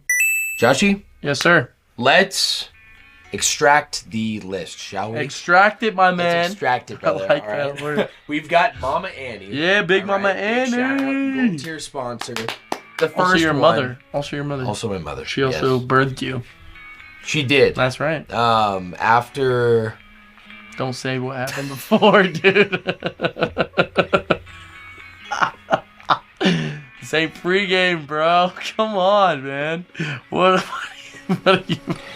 You're about to go before? Don't do it. The whole time, I'm trying to fit Donald Duck somewhere in there. That sounds even worse. Donald Duck, just come on out, brother. We need you, That man. innuendo goes with his profile picture. It does. Oh, it absolutely does, guys. Check that out. Patreon.com/Donald Duck. All right. Huge shout outs to Donald Duck too. Yeah. Yeah. He's been with us literally. Longer than the OGs. people. Number 2, baby. Right before my own fiance. Like, what is this betrayal? Queen Candy, baby. Queen Candy, she brought us go. food. I know. And you tried to completely forget about it. No, bro. I didn't do that. I just ate Majora's Mask. Yeah. So Majora's Mask. Yeah, huge shout out to the Blessed Fam. Absolutely. Going along with the Flash Force. First member on our list is Sweet A Drill. Ex-roommate. He is, unfortunately. Rest in peace. But he's not an ex anything. He's no longer with us. No, he's dead. No, bro. No. He cannot die. He cannot. He's the chosen one. That's what I'm saying. He All right. has to wield the Xenoblade. He also, you want to give him a plug, though? Yeah, he streams on Twitch. Check him out. It's at Sweet A. Sweet A. Sweet A-Y-E-E-E. 3 E's. And go check him out. He's funny as a mug. Love that guy, man. Love him so much. I also love Johnny Bravo. I love Johnny Bravo too. This is amazing. Yeah. Wow, dude. He is always welcome at my table. Oh, you know he's what I mean? been welcome at my table. Johnny's great, man. I've seen him at my bar probably more in the last couple months than I've seen you. Ah. Yeah. Of course. It's been great. I'm glad I don't have to see your ass. Yeah, it's what you meant to say. That's what I was trying to say. Glad you're picking up when I'm trying to drop all over the place, bro. I'm here to pick up your droppings, if one will. Thank you. Somebody's got it, bro, because I'm not bending over. I should. So, Johnny, huge part of the podcast. Unfortunately, his involvement might be a little less this season. I was going to say, he was the unofficial third... he still is. Flash was he'll never stop. He still absolutely is. Never will stop. But hoping to have him on sooner than later. But until then, he will go back on the listening side. Absolutely. Which is completely okay with him. I'm sure this dude is a busy man. Let me tell you. Most legendary Johnny, we fucking love you. Love Lene, you so much. We also love your ass. Yeah, Lene, love lady in the house, baby. Yes. How about here? Lene has been keeping me sane and lifted up at work lately. Let me tell you. Yeah. Good. Well, she's lifting you up. Oh yeah. You know who does that? A superhero. Just saying, what would Superman do? What would Spider-Man do? Just saying. What would Lene Lovelady do? Clark Kent. Peter Parker. Lene Lovelady. Just saying, I'm putting it out there. Are you picking up what I'm putting Are you hearing what I'm saying, boy? We got a big shout out this week, Joshy, for not just Mikey, of the Sandoval 7. Yes. We've got Tayden and Landon. The legendary Landon, dude. The legendary Landon. I think I have something Landon turned me on to. What was it? I think he made a comment. Maybe I'm not able to find it right now. Oh, but he gave us some party chat? Yeah. I had something written down. I can't find it, but I will tell you that I saw Landon dropping off Mikey this last Saturday, and he said he's been grinding out the podcast. He's been doing like the most recent one, and then he's going back, and he's already listened episode 1 through 8. I think he said. Legend. He's like grinding out the podcast. Legendary bro. Landon, Yeah. bro. So big shouts to Landon. Shouts. Yeah, he said he's loving the content. So, Heck yeah, dude. Yeah, happy to have you on board. Finally Yeah, welcome to the freaking. Welcome to the freaking. Welcome to the boat, my guy. Welcome to the fleet. Welcome to the salty spittoon. What? Obey your order. You know who else is part of our crew? We got Daddy Mike. Big Daddy Mike, that's right. I love how every time I've gone to Smash House since moving out, yes, your dad's been there. That's right. Every time, bro. He's been helping, dude. He's in it, dude. Absolute legend. Oh, man. Huge blessing. Yeah, absolutely. Busting out a Costco run before cast. That's right. Yeah, have Went to. to Costco, came back. Family man. I was going to say, huge family man. Fortunately, we only had one car, so I was running a little late today. Yeah. But hey, what can you do? We gave him a little bit of a shout out in pregame, too. Yeah, we did. We gave him a huge shout out. Yeah. A lot of if you love. want to hear that, Daddy Mike, if you want some more Yeah, you 11s, go can. check that out, bro. Nice. Azarel Huncho Big Azzy. is also on this list. Big Azzy, Azzy we love you. Huncho. I have a special gift for you, Azzy. Yes, he does. That I found, and I instantly just thought of you, and you know how I do gifts, so this is so sick. yeah, I had He to. is gonna love that. Yeah, I cannot wait to give it to him, man. It just reminded me. It was a gift that within a half second I thought of Azzy, and I think you'll know exactly why when you get it, bro. You will know, no problem. I'm gonna have to get your address, whether from you or whether from Josh. Yeah, you'll get it from Yeah. he- Or next time he comes down, I gotta give it to him in person. Yeah. But let's give him a plug Please. as well, right? Yeah, he YouTube. has YouTube and Twitch. He's been really active on Twitch, actually. So both YouTube and Twitch. It's at AZZYXHUNCHO. That's Azzy X Huncho. You already know. Get it, man. We have another member, a special member on this list as of last week. We've got Uzon. Uzon, the legend himself. The legend himself, Reese Williams. Reese PC. Yeah, as Joshy told me precast.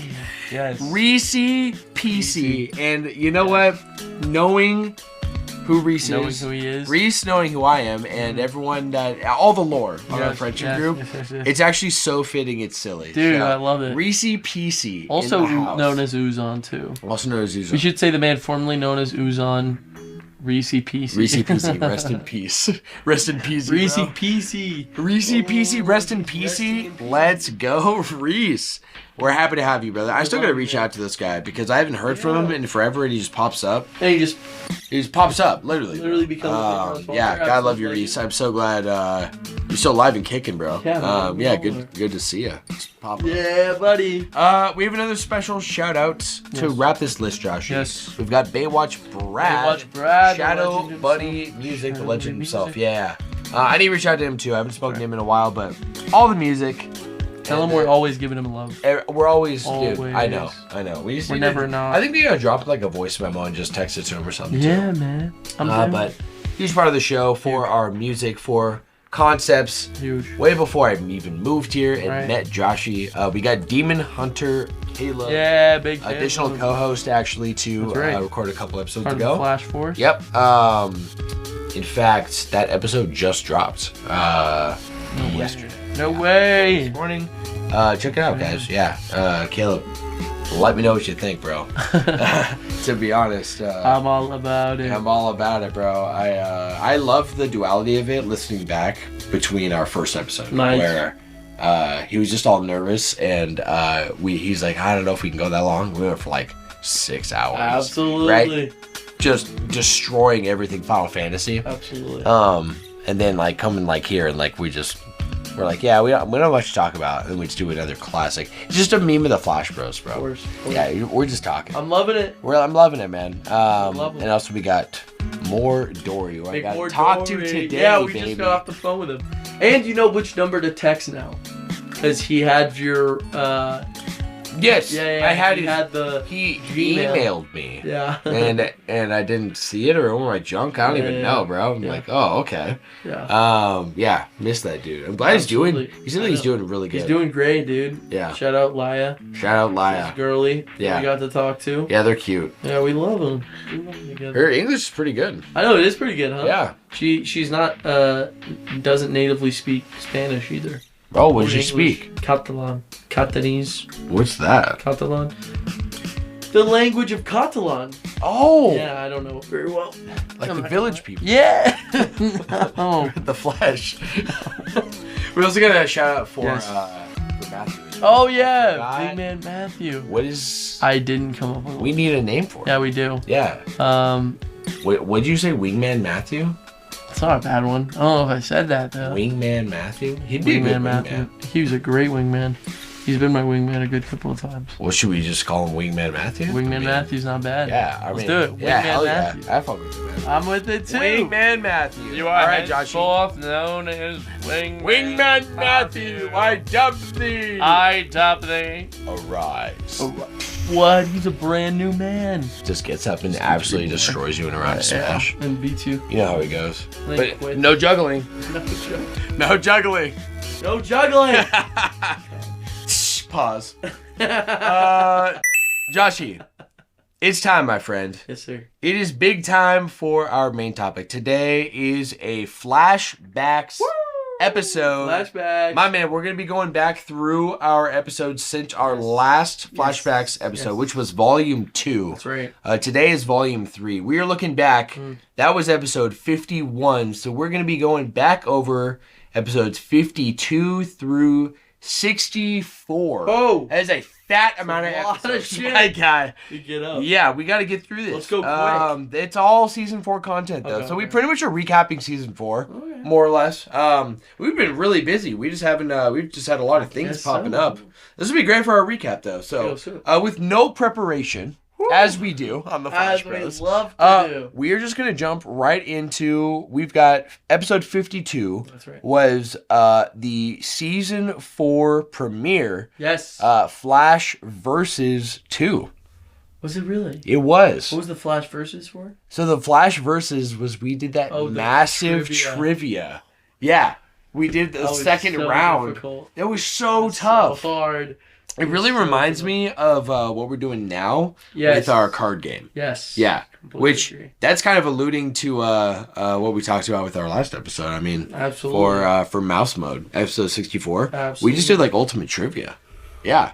So we don't really, I don't got much else to say. I don't remember the news we had on that episode, obviously. But it was a season 4 premiere. We talked about a lot of changes, including going to bi-week. Yes, that's right. Yeah. That was the beginning of the concept. Yeah. I think it came a week or 2 later, like October is when we did the bi-weekly, but who knows? We'll see. It's kind of been a blur. I'm not going to lie. But let's jump to 53. Oh, yeah. Was the start of a massive amount of mainline episodes led by Joshy. This episode being called Jenseits von Gut in Bos. Wow. So this was Xenosaga. That was further away than I remembered. Yeah. It was like we just did that. Right. That's 53. Wow. And we are on 65 today. 65 How crazy is that? That is crazy to me. Yeah. Like, genuinely, it doesn't sound real. So we don't need to go into like... going through that. Right. I just played those games. No, I know. It feels still really fresh. Yes. Especially Pied Piper. Absolutely. Yeah. If I do remember correctly,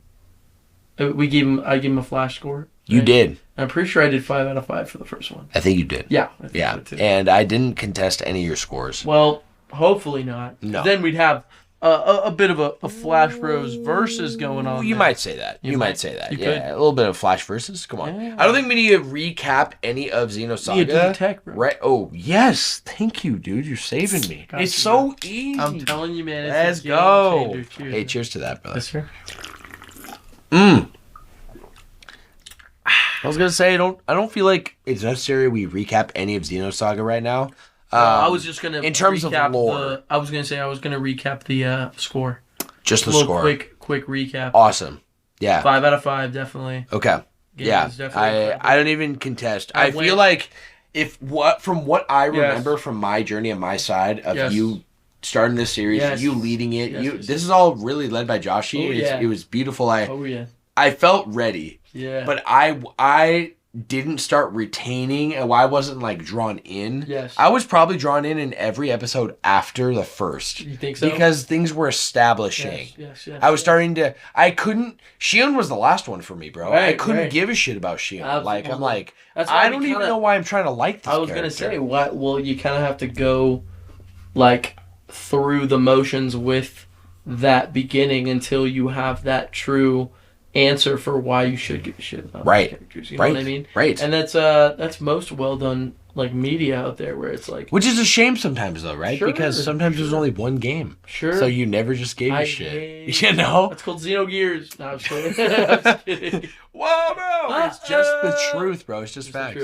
Well, let's keep going. Yeah, keep going. Because we will talk more about Xenosaga. Absolutely. If anything, a 5 out of 5 on setting up for what has become on this on the adventure, and even you know, you're coming onto this from a unique perspective. I know of you're playing this after Xenoblade. Yes, after all of Xenoblade, which is very funny because I have such a different perspective. Yeah, because exactly. I already know. You didn't grow up with it. No, this is not a nostalgic. You're not even blind. Close to nostalgia.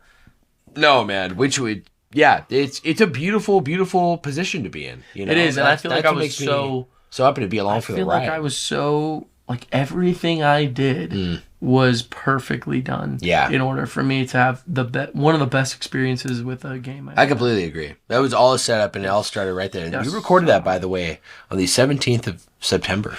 So that's how far back we're going. Cheese and pizza. Joshy, episode 54 was called Provocation. Ooh. What was Provocation? I don't remember. No way. Episode Provocation, 54. baby. Huh, let me go back in my notes. Provocation. I do not remember. Should we cut this out? No, it's all raw. It's all raw, baby. That's all we're doing. It's all raw. Like, what did we talk about? Provocation. Let me see. Is this all we have?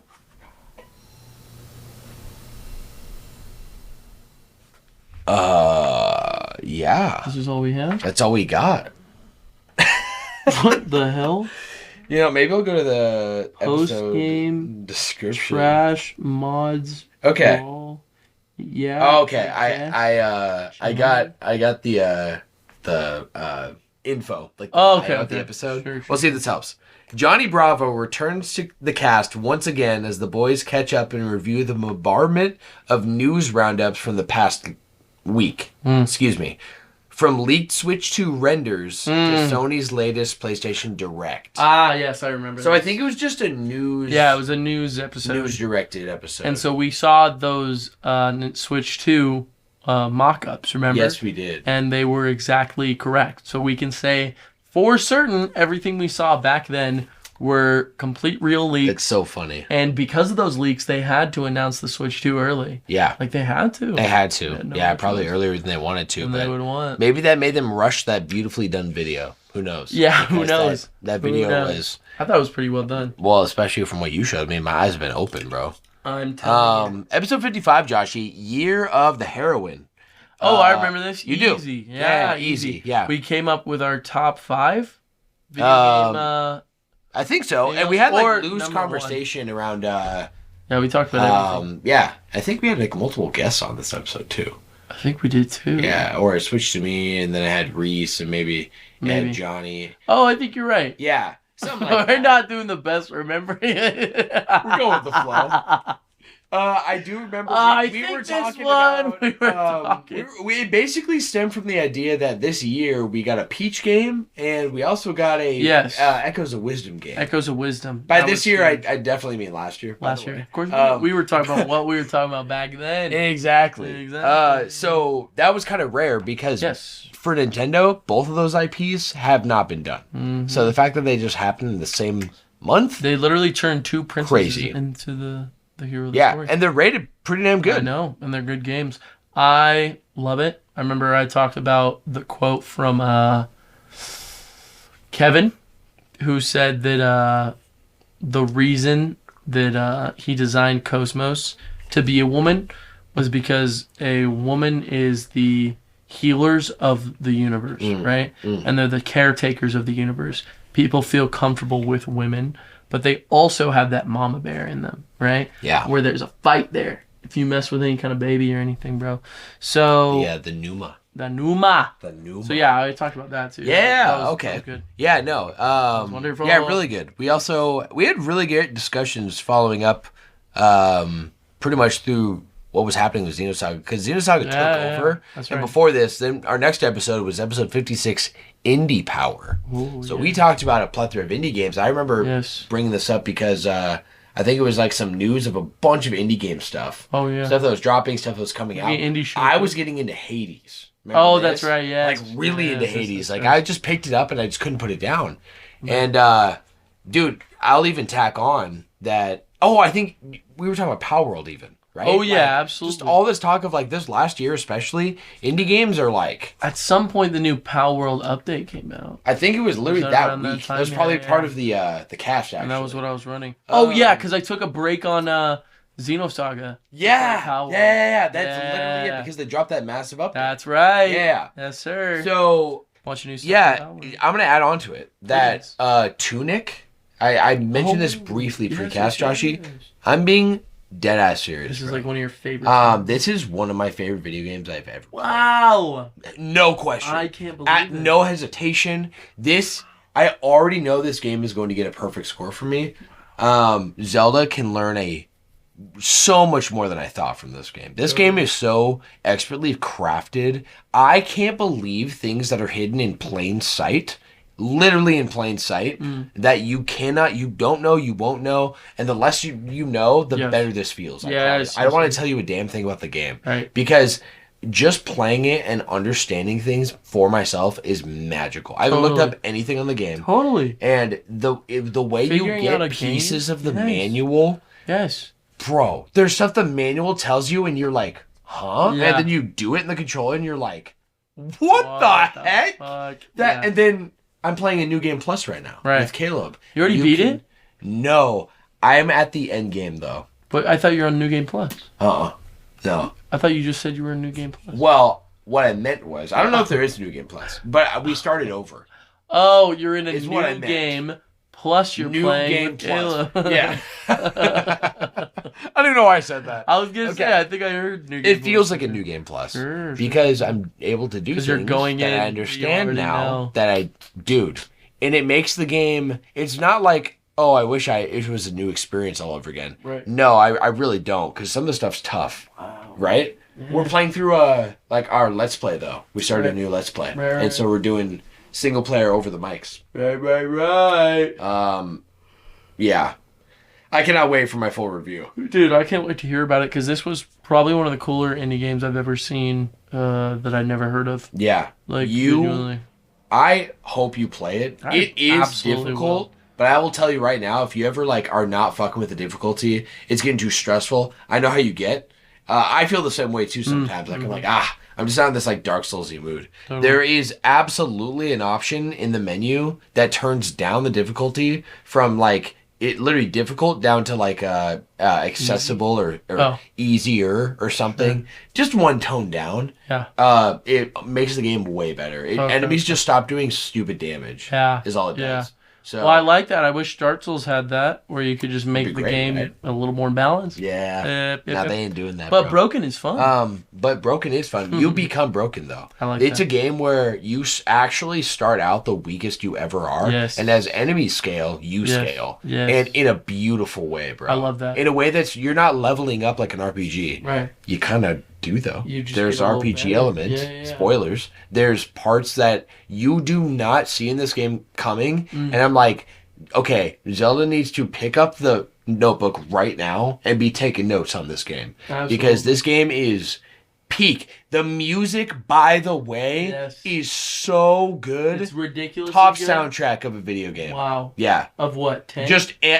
And it's just ambient. That's all it is. It's perfectly looping ambient music that you can fall asleep to, then get hyped to. I'll just get lost in. I'm just staring and just sucked in. I love it. Kind of in this Minecraft. Yeah, we got a zone right now. Minecraft. I know it's kind of a trip. Right there. I'm not gonna lie. It's a beautiful cave with a little house on the inside. Kind of looks just like Marceline's house from Adventure Time. Oh. Doesn't it? And there's axolotls in the wall. It's so far, too. It's crazy. Yeah. All right, Joshy.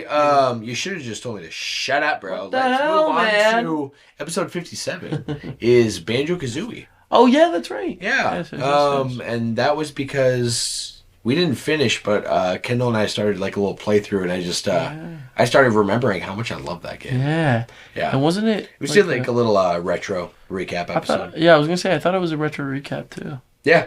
Not a flashbacks, just a retro recap. Yeah. Which did as a main topic. Of course. Classic. And that game's amazing. Did we give it a flash score? We did. I think it was 5 out of 5. Yeah, for sure. If I'm not mistaken. If we're not mistaken. Joshy, the next episode 58, returns us to the Nexus saga, and we get into Pied Piper. Oh, that's right. Yes. That's right, bro. Yes. And I love this episode. This was my favorite episode. I re-listened to this. Did I tell you about this? Really? At least I started it. I don't know if we finished the whole section. But I got to the beginning of Pied Piper and I listened to a whole bunch of it. Hell yeah. And first off, I want to say that is one of my favorite episodes because you and I both, you get so into the story. Yes, bro. And it's amazing because it's not only do I get to tell the story, but your excitement is a part of the story, and I think it makes one of my favorite episodes for sure. Fuck yeah, bro. And also, we were into that shit, dude. It was like you could listen to both of us. Bro. I'm telling you, and you're like, you would not believe it, and you're like, no. It's so good. I think I have one of those moments in every single one time in every episode of the series. 3 is so I remember specifically in 3 when you said that the Testament was actually Shion's Kevin. Yes, and I'm like, Shut up! Yeah. No fucking way! Oh, good.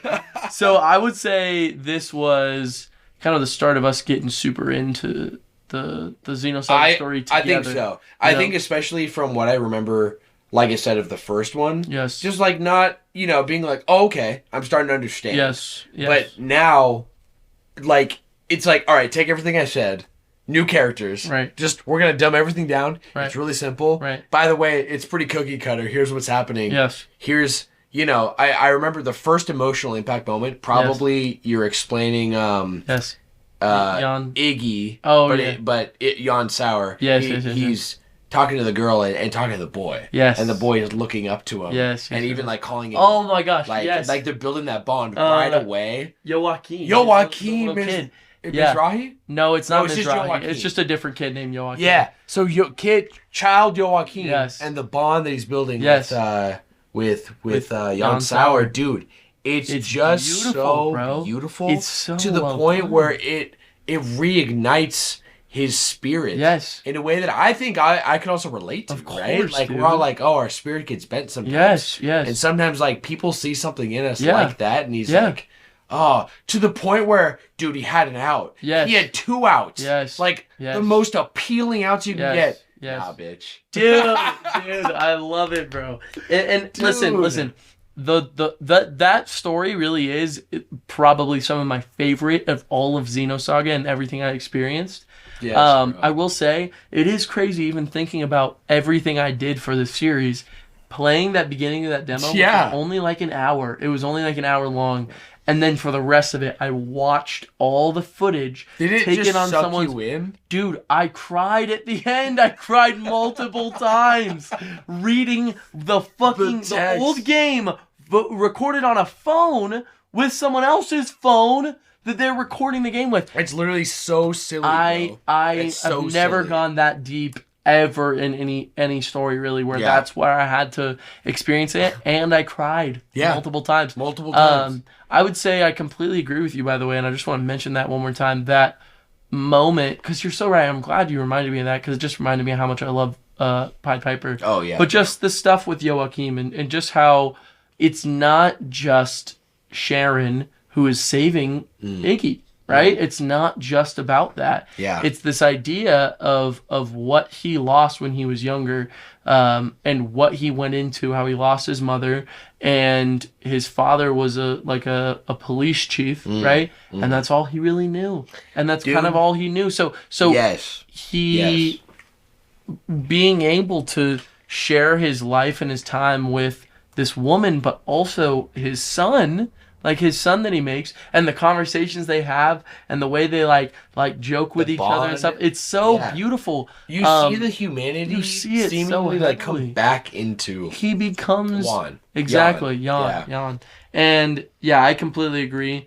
I'll also say if I didn't rate it, it's a 5 out of 5. Flash we score, both gave it a 5 out of 5. Yeah, incredible. No question. One of the most tragic endings too. Yeah, but also badass. But also, it's setting up. Makes you want to, because Melise Ortiz, remember? Yeah, the creator of Scientia at the very end, Lactus. And freaking what's his name? Kanan. You know how he was Kanan, and then Eric Weber. Fucking Weber, bro. Eric Weber as the Voyager, bro. The Testament. The Testament himself. And fucking... No, Eric, no! I can't help it. I can't help it. little that's a step ahead, all right? We're getting ahead of ourselves. Let's continue. I love that episode, though. Our voyage. Are we Voyagers? We jumped right into you. I remember how high we were coming off of Pied Piper. Oh my gosh. The next day, you were like, "Hey, bro, I'm sorry to say, can we just jump right into Missing Year?" Yeah, we gotta do it. And I said, absolutely. So the next episode, 59, was a Missing Year. Wow, we did that back to back. Back to back. Well, we had a 2-week break. Well, so we did Jesuits von Gutenbus. So that was Xenosaga episode 1. And then we had... No, that was 2.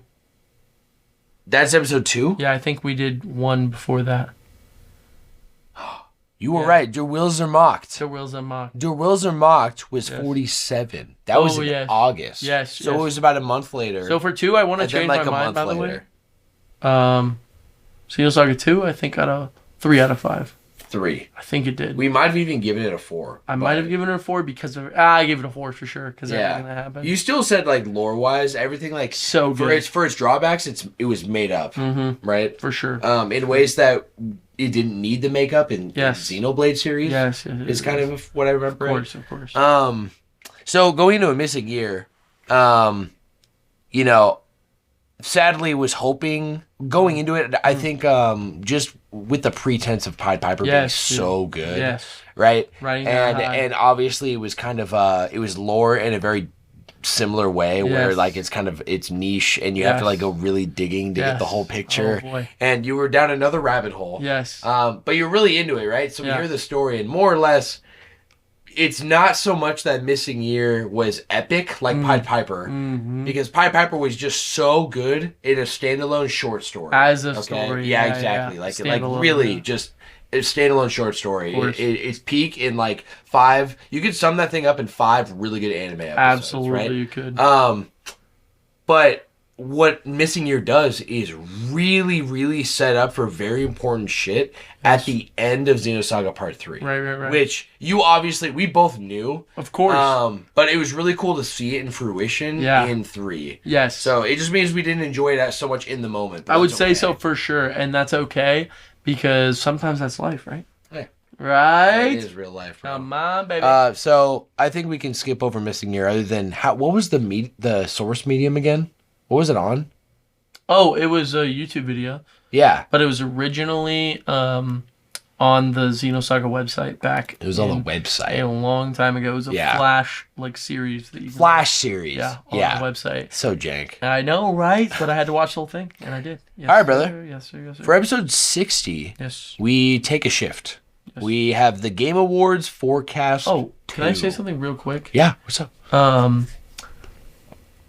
What's his name? Xenobits dropped a new episode of the timeline. No, he didn't. And it covers Missing Year. Yeah. So part 4? It's part 4, yeah.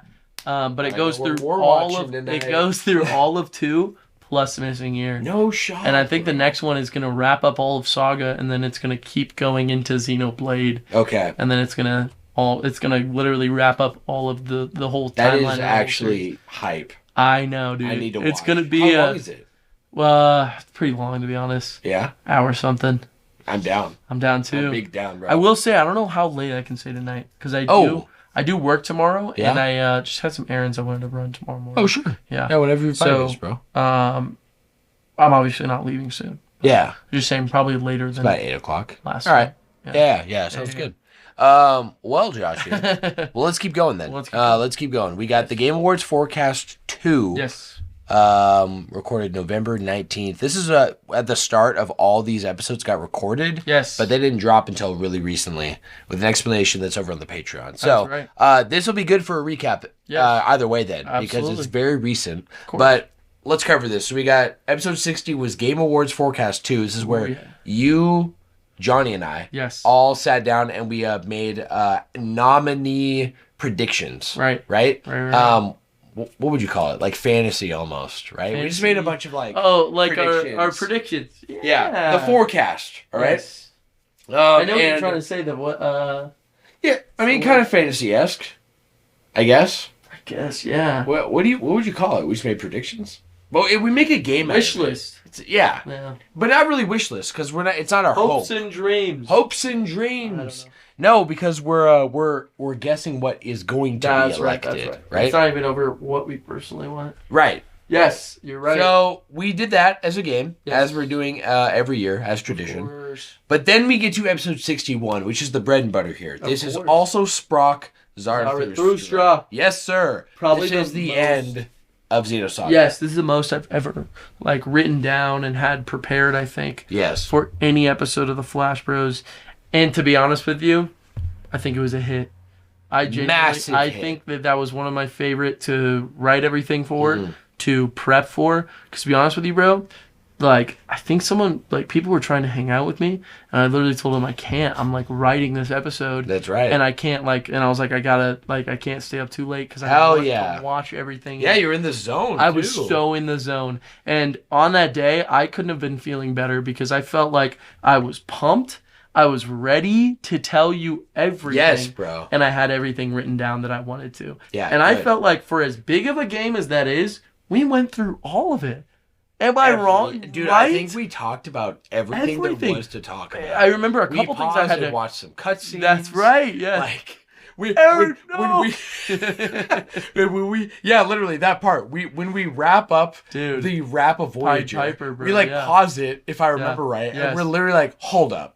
Let's just pause Xenoblade 3. And could we talk about the finale of Pied Piper, dude? That was its own mini episode within the episode. Because that was so hype. Kanan remembering at the very end of that he was Lactus and literally being like, Captain. And, literally tricking Voyager using his own lust for power. Yes, and bro. literally what's destroying his him himself. It's bro. the only weakness. He literally destroyed himself by trying to become higher than God, basically. Literally. Incredible. Incredible. Incredible. I also absolutely loved how it ended, how it sets up clearly for what you've been saying. Something is coming. Something is cooking. It's the sequel to both of these trilogies is what's coming. It's I think what's going to happen, if I'm going to make a prediction right now, it's going to be a new name that's going to have Xeno. I think so too. It's not going to be Blade. It's not going to be Saga. I think so too. There's a chance it could be Gears, but I don't think it is. I don't know, but think about this. Yeah, it could be. It could be because what we could be dealing with... We're missing a wrap there. Missing year. No, we're missing a wrap there because also, do you remember what game number... Have you heard about this? You know about this? No. You know what game number Xenogears is? What? Oh my gosh, okay. I was hoping you knew this because at the end... I thought you beat Xenogears. I personally did not. Oh, you didn't? I watched, I went down a rabbit hole on the wiki, and then I watched a bunch of cutscenes, including the last cutscene, though. Okay. So at the very end... Yeah, it says it's the something game. Xenogears is episode 5. Okay? So what's the theory? So we're on let's see. The 4th episode of each of these series would be this one, right? The next game that's happening. The next game that comes out is going to be the 4th Xenoblade game while also being the 4th Xenosaga game. Do you understand what I'm saying? So, kind of. So you're saying that, we'll call this Xenogears, is right here on the timeline, and it's number 5. Okay, that's right. And we have Xenoblade and then Xenosaga. And they both went in their own series of games. 1, 2, right? 3, 4. Right. 2, 3, 4. Even though they went wherever they wanted on the lore train. Right. And they're meeting back. What we're missing, let's say there's 3 games. This next game could be called Xenogears, is what I'm saying. Because this would be the 4th game. Would be Xenogears. Is what you're saying. And then the sequel could be the original Xenogears. So I see people actually saying this online because Takahashi's original plan for Xenogears was 4 games before it. It was going to be originally released, and then there were going to be prequel games that came out. That's what Xenosaga was supposed to be. So he started, getting a little away from Xenogears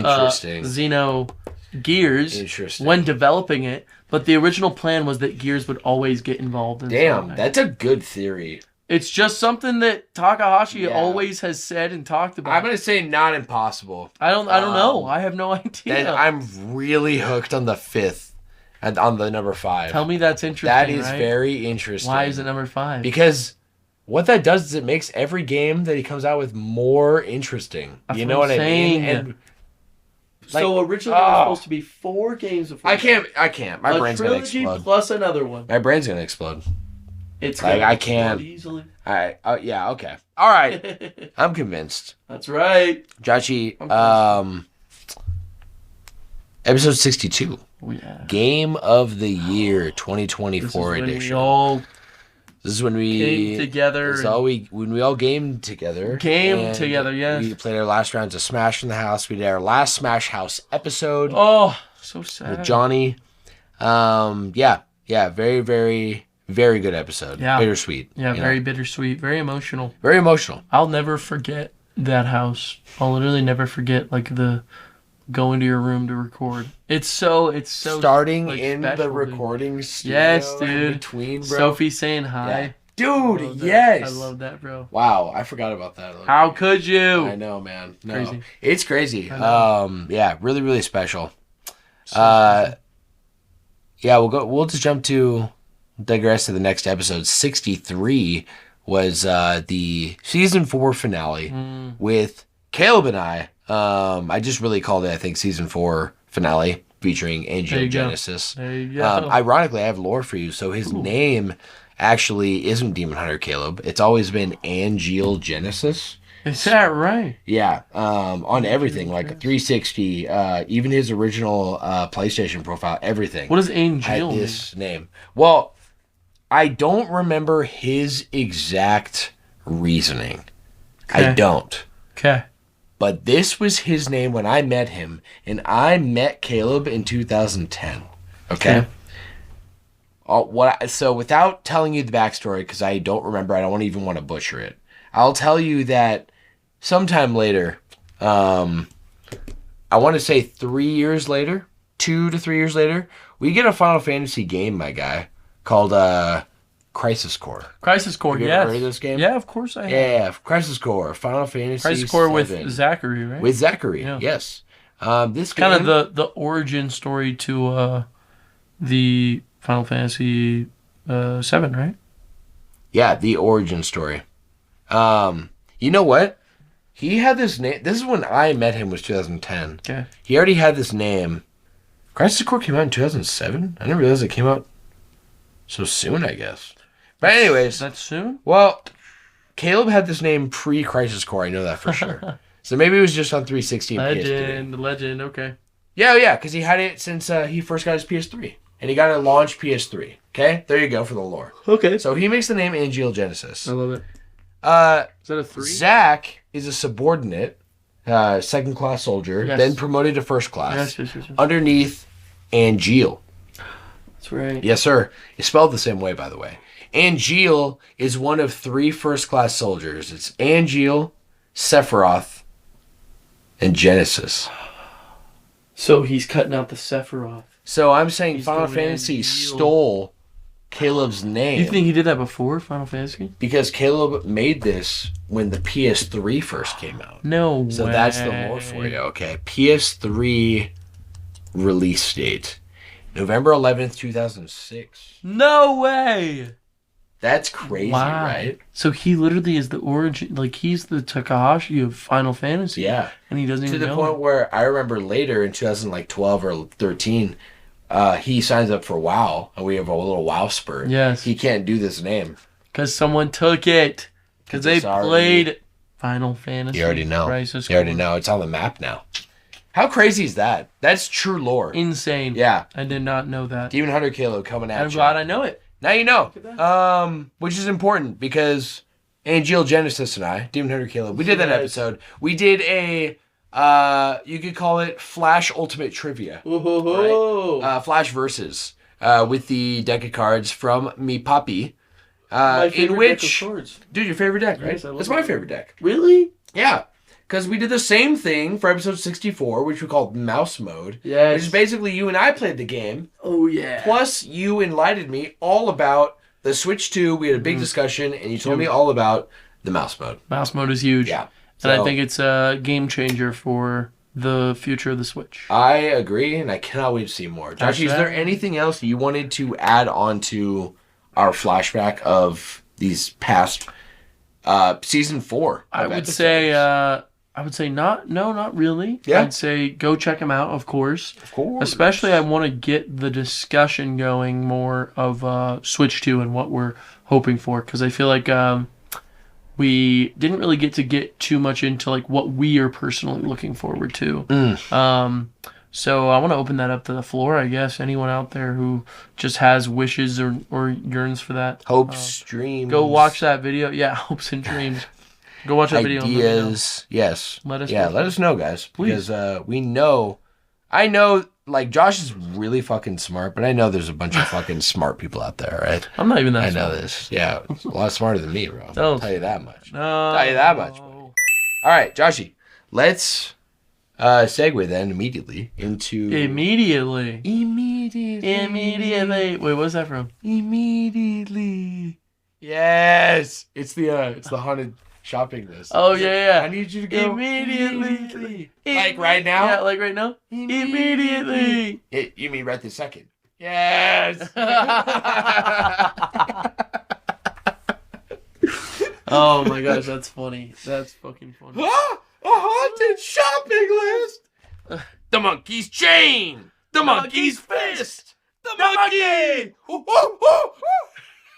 I just referenced that at work the other day. Me too. No, you didn't. At work. No way. Literally, bro. No way. Yes. So there was a girl. Ken and I have been going off nonstop with it. She had like a little like tied. It looked like a little tied guy. Like someone made a little guy out of nuts. And I was like, oh my gosh, like SpongeBob. She's like, what are you talking about? The monkey chain. The monkey's fist. The monkey. Good stuff. I can see the animation. I can see it too in my head, bro. I love us, bro. You know what I mean? Joshy, let's wrap our episode then. Let's enter our epilogue. Epilogue. The epiloguer. I love the epiloguer. I also love the epiloguer because we have a fantastic deck of card here. Oh, baby. I'm going to let you... Here, let's take off the rababadado. So how do we pick these? So I'll just have you pick out some cards. Okay. All right? Yes. We're going to pick out... What do you think? There's 2 on each.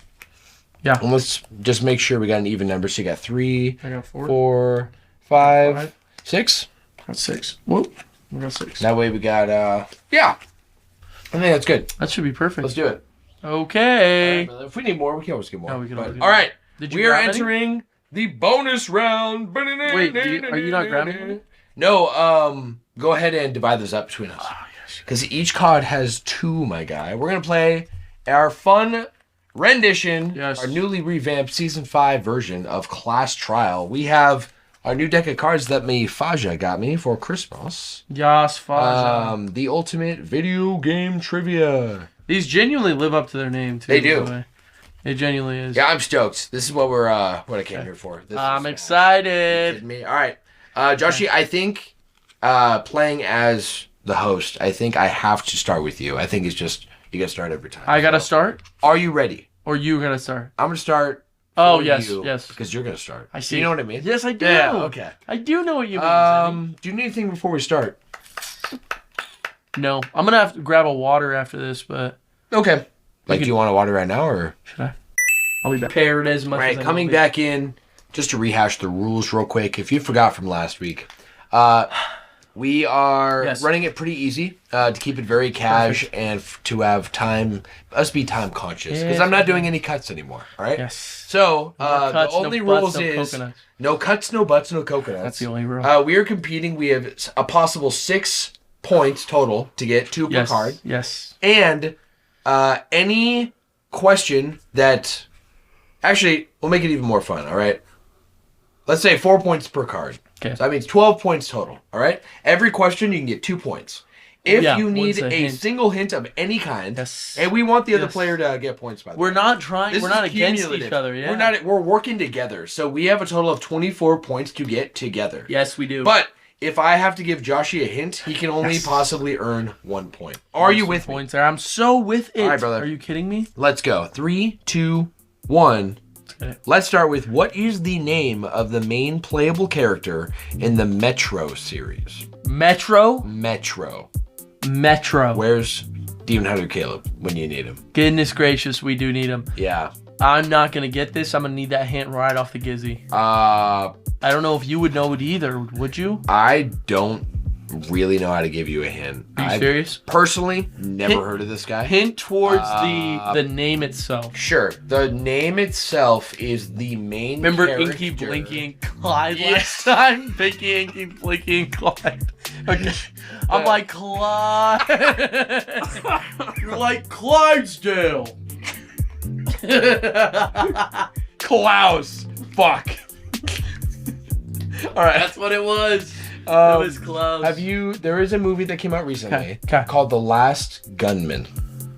It's a post-World War II movie. Yes. It just came out on like streaming services. Sure. I've not The main character is the beginning of this name. That's my best hint for you. Are you serious? Yeah. It's Can you give me a letter or something? It starts with an A. Alejandro? Not even close. Give me some hints, it sounds like something. I don't think I can. I think it'd be cheating because I don't know. I think if we both don't know, we're not getting this. I think it's a loss. It's a dud, bro. Sorry. It's Artyom. Never in hell would have gotten that. Yep, absolutely. Just take a look at that. I see that. Yep. I see that. That's a dub, folks. Dang it! No, not a dub. It's a wubby dubby. No, a dub means a win. Yeah, as in W. But what about if you switch it to M upside down for Mumbo. mini, and then you zap the D for dumb?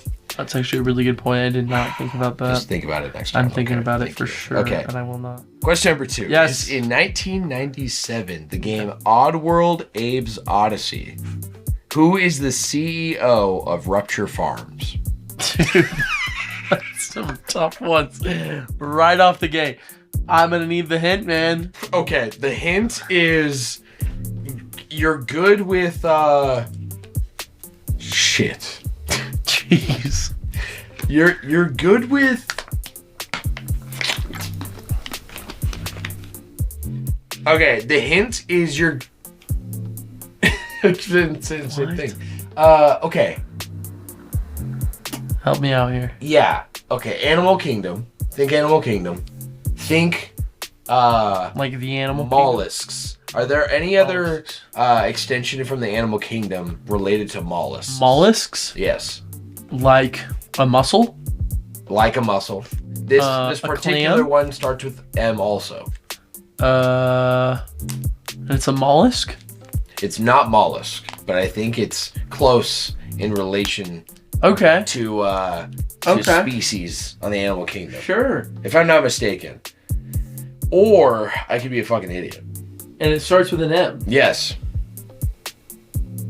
Wow, okay. Holy crud. Yes. That's got to get me thinking. I know. It's not a mussel. It's not. And it's not a mollusk. In case you were wondering if I flipped the grill. Wow, this is tough. All right. Hint's over. You're not going to get it. What is it? Moloch the Gluckin. Never. Never in hell. Never in hell. Would I ever get that? That was a fat... Those were some... L is what that was, Joshy. All right? Yeah, so we're going 0 for 0 on that front. All right. Well, that's tough. Let's see if we got redemption. I got you back. All right. Yep. Hey! One of these, I think. Hey! All right. Kaboom! This first one's going to be tough. You ready? Okay, I'm ready. Okay. What was the name of the first raid to be released in Destiny? Ooh. Ooh.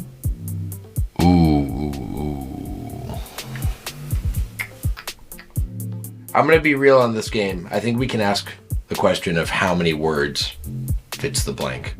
So how many is this? Is this one word answer? Is this a no?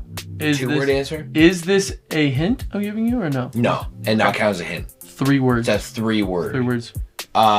It's not the vault of glass. Ah! You got it, dude. Let's go. That's incredible. Let's go. Wow. I can't believe that. Yes, I am bro. blown away right Let's now. go. Good fucking job, Thank dude. you, bro. Good job. I saw. You had eyes of hopelessness. When I heard the vault. Vault? Of glass. Okay. Let's go. I think you'll get I don't this even next know one, how too. to remember it. I'm not kidding you. Of glass came to me in the moment. Wow. I was already thinking of the hint I should give you. Dude, I have a feeling it's when I went down that Destiny rabbit hole. Gotta be. And I was considering getting all the expansions with Marsh. Yes. I just happened to had to know. That went in the data. I'm amazed. The database. I'm amazed. Really. All right. I'll take it. This 2 next points, one? baby. Yeah, that's 2 whole points. Okay, let's go. Next one. Yep. What is the name of Shovel Knight's adventuring partner? Shield Knight. That's right. Yeah. Nice job, man. Let's go, baby. Good job, buddy. All right, brother. That was good. That was really Dude, good. that was way You better. killed it. All right. I feel good about that. Absolutely. Okay. Ooh, Joshy. Okay. Feeling good. Okay. First question is, Arc System Works developed which 2018 fighting video game based on the Dragon Ball franchise? What was the year? 2018. Oh, Fighter Z. Dragon Ball Fighter Z. Easy peasy. Let's go, baby. Come on, baby. Okay, Joshy. Your second question then is, with a name inspired by those of 2 famous science fiction writers, who is the protagonist of the Dead Space series? Oh my gosh. What was the question one more time? The question is, who is the protagonist of the Dead Space No, you series? said the first part. No. Yeah, with a name inspired by those of 2 famous science fiction writers. So I guess it gives you a hint. Science fiction? Yes. Science fiction. Use as many guesses as you want, by the way. Before I give you a hint. Is, You know. You know this, bro. I'm serious.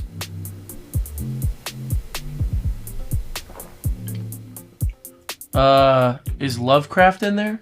No. Dang it. Science fiction. I don't know. Maybe a hint. All right. We're getting hints. Yes. It's 2 first names, essentially. Okay.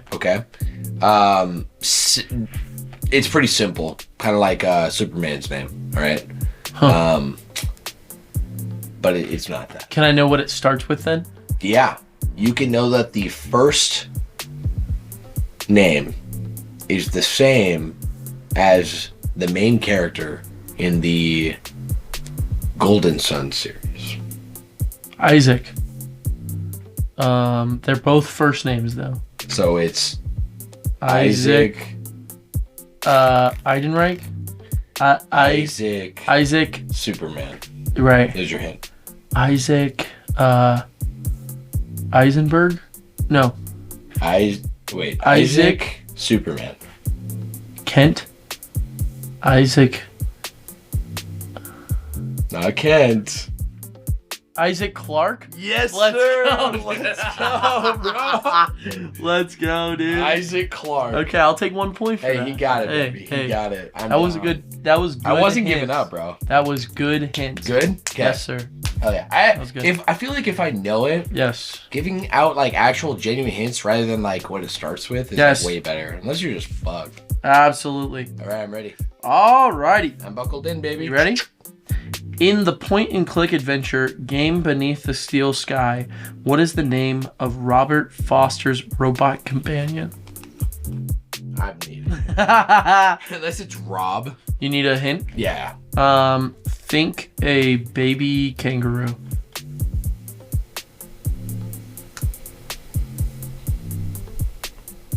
Chungus. Close. No, I'm just kidding. You know what a baby kangaroo is called? Morsel pie. Morsel pie? Is that your final answer? What? You got it. The name of a baby kangaroo. You know this. Think back to the Australian accent. Oh, a baby kangaroo. We call it a. We call it a. It's a baby rooster. You got this, mate. Baby. I believe in you, mate. You just got to think back to the Australian outback. Got to go right out. Baby. Right out to the outback. Baby. Baby kangaroo. A little one. No, it's a little slugger. He's a wee lad, he is. No, that's fucking Scottish. I don't know. A bit of a wee lad. Let me try and think of another hint. Can I give you another hint? Sure. I already forgot the question. In the point and click adventure. Oh, yeah. Beneath the Steel Sky was the name of Robert Foster's robot companion. Let me think of one more hint. That hint I gave you just now was huge. An amazing hint. Yeah. I was worried you were going to say you can't have that because it would be too obvious. It would be if I knew what it was called. And now that I don't. You're like an imbecile. Wait. I don't know. What is the name?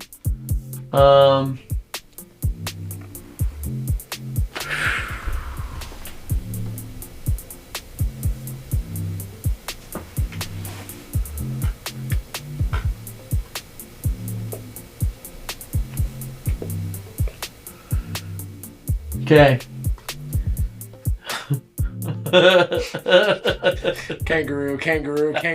That's my head. If you were to see inside my head right now, I'm just staring at the wall. I'm like, baby kangaroo. Kangaroo. What's the baby? It's a kangaroo, and in its pouch is a kangaroo. Okay.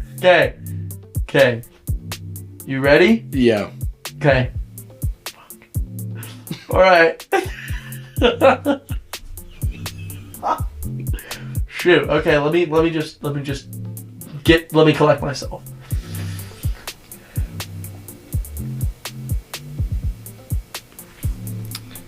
What the fuck is the name of JoJo Part 2?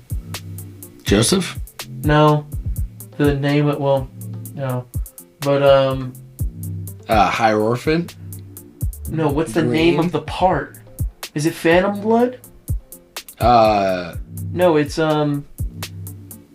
first one's Phantom Blood, right? First one's Phantom Blood. Yeah. Yeah. And then Ghost Rider. Okay.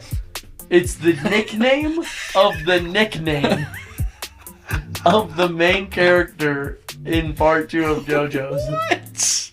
It's the nickname of the nickname. Of the nickname. Yes. Of the main character in JoJo Part 2? I mean, that's his name, but it's a nickname of the nickname. Let's think about this. Josie?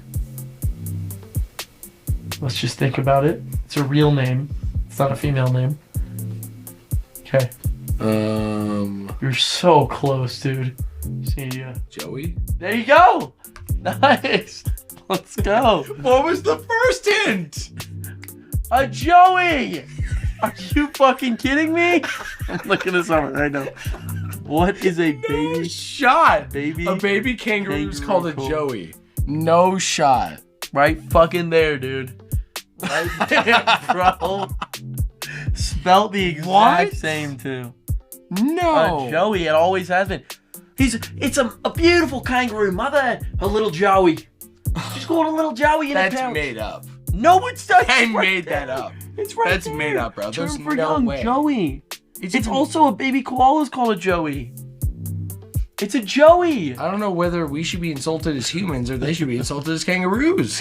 That second hint was pretty good, though. That's really good. Think not girl. The nickname of the nickname. Oh my gosh. All right. So I got a half. Okay.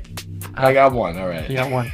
All right. What's the next one? This one's easy. Easy peasy. What is the name of the witch in Banjo-Kazooie responsible for kidnapping of Banjo's Gruntilda. sister, Tootie? That's right. Let's go. That's right, baby. Let's go. All right. Down to our last card. Yep. Joshy, your last card. Let's start with, what is the name of the main playable character in the Metro series? Stop. What the fuck? You got me scared, dude. I just forgot to switch cards. Yeah, sorry about that. Actor Bruce Willis provided his likeness and voice for which 1998 video game? Bruce Willis? Bruce Willis. Yeah, the Bruce Willis. The Bruce Willis. Actor Bruce Willis provided the likeness and voice for which 1998 video game?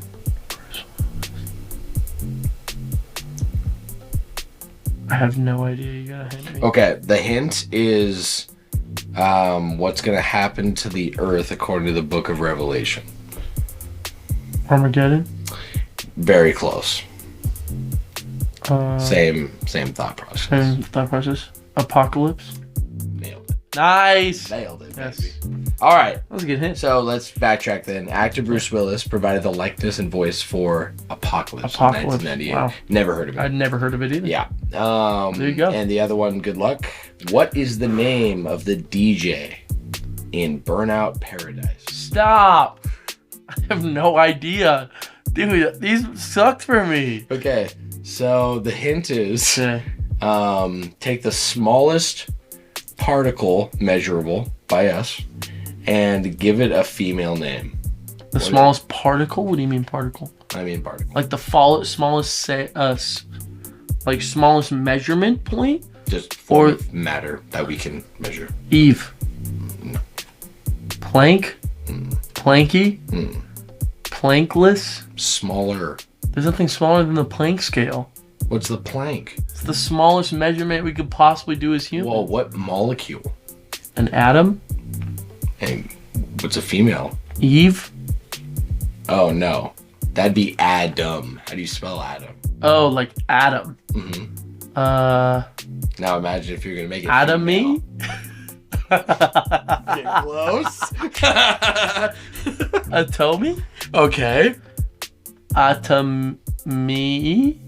It almost sounds like its syllables go blank, blank. Wait. Blank, blank, blank, blank. That's the syllables. It's 4 syllables. Atomina?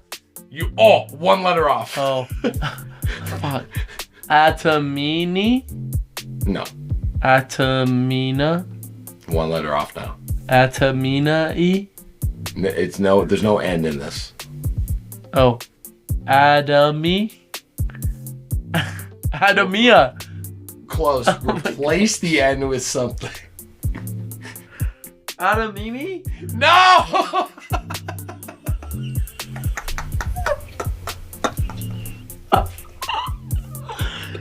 Oh my gosh. It's so close. It's 1 letter. Adamibi. No. Okay, Atomina, but no N. It's something else. Adamia. No. You said no N. Replace it. Amiga. Oh. Atamija. You're right there. Adamita. Adamiwa. Adamia. Adabia. No. Adamiba. Adamisa. Adaisa. Adamis. Adamifa. Keep going. You still have it. How many more consonants are there left? I can't breathe. Adamiga. Okay. Go down in letters. Adamija. Adami.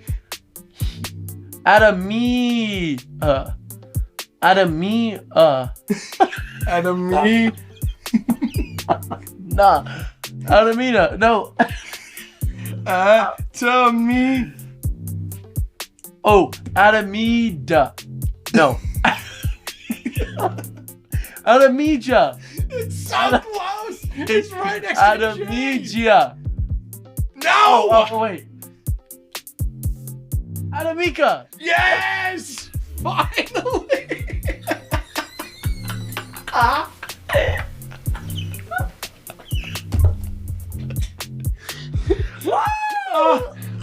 We went through every letter of the damn alphabet. Adamija, Adamija, Adamiba, Adamiza.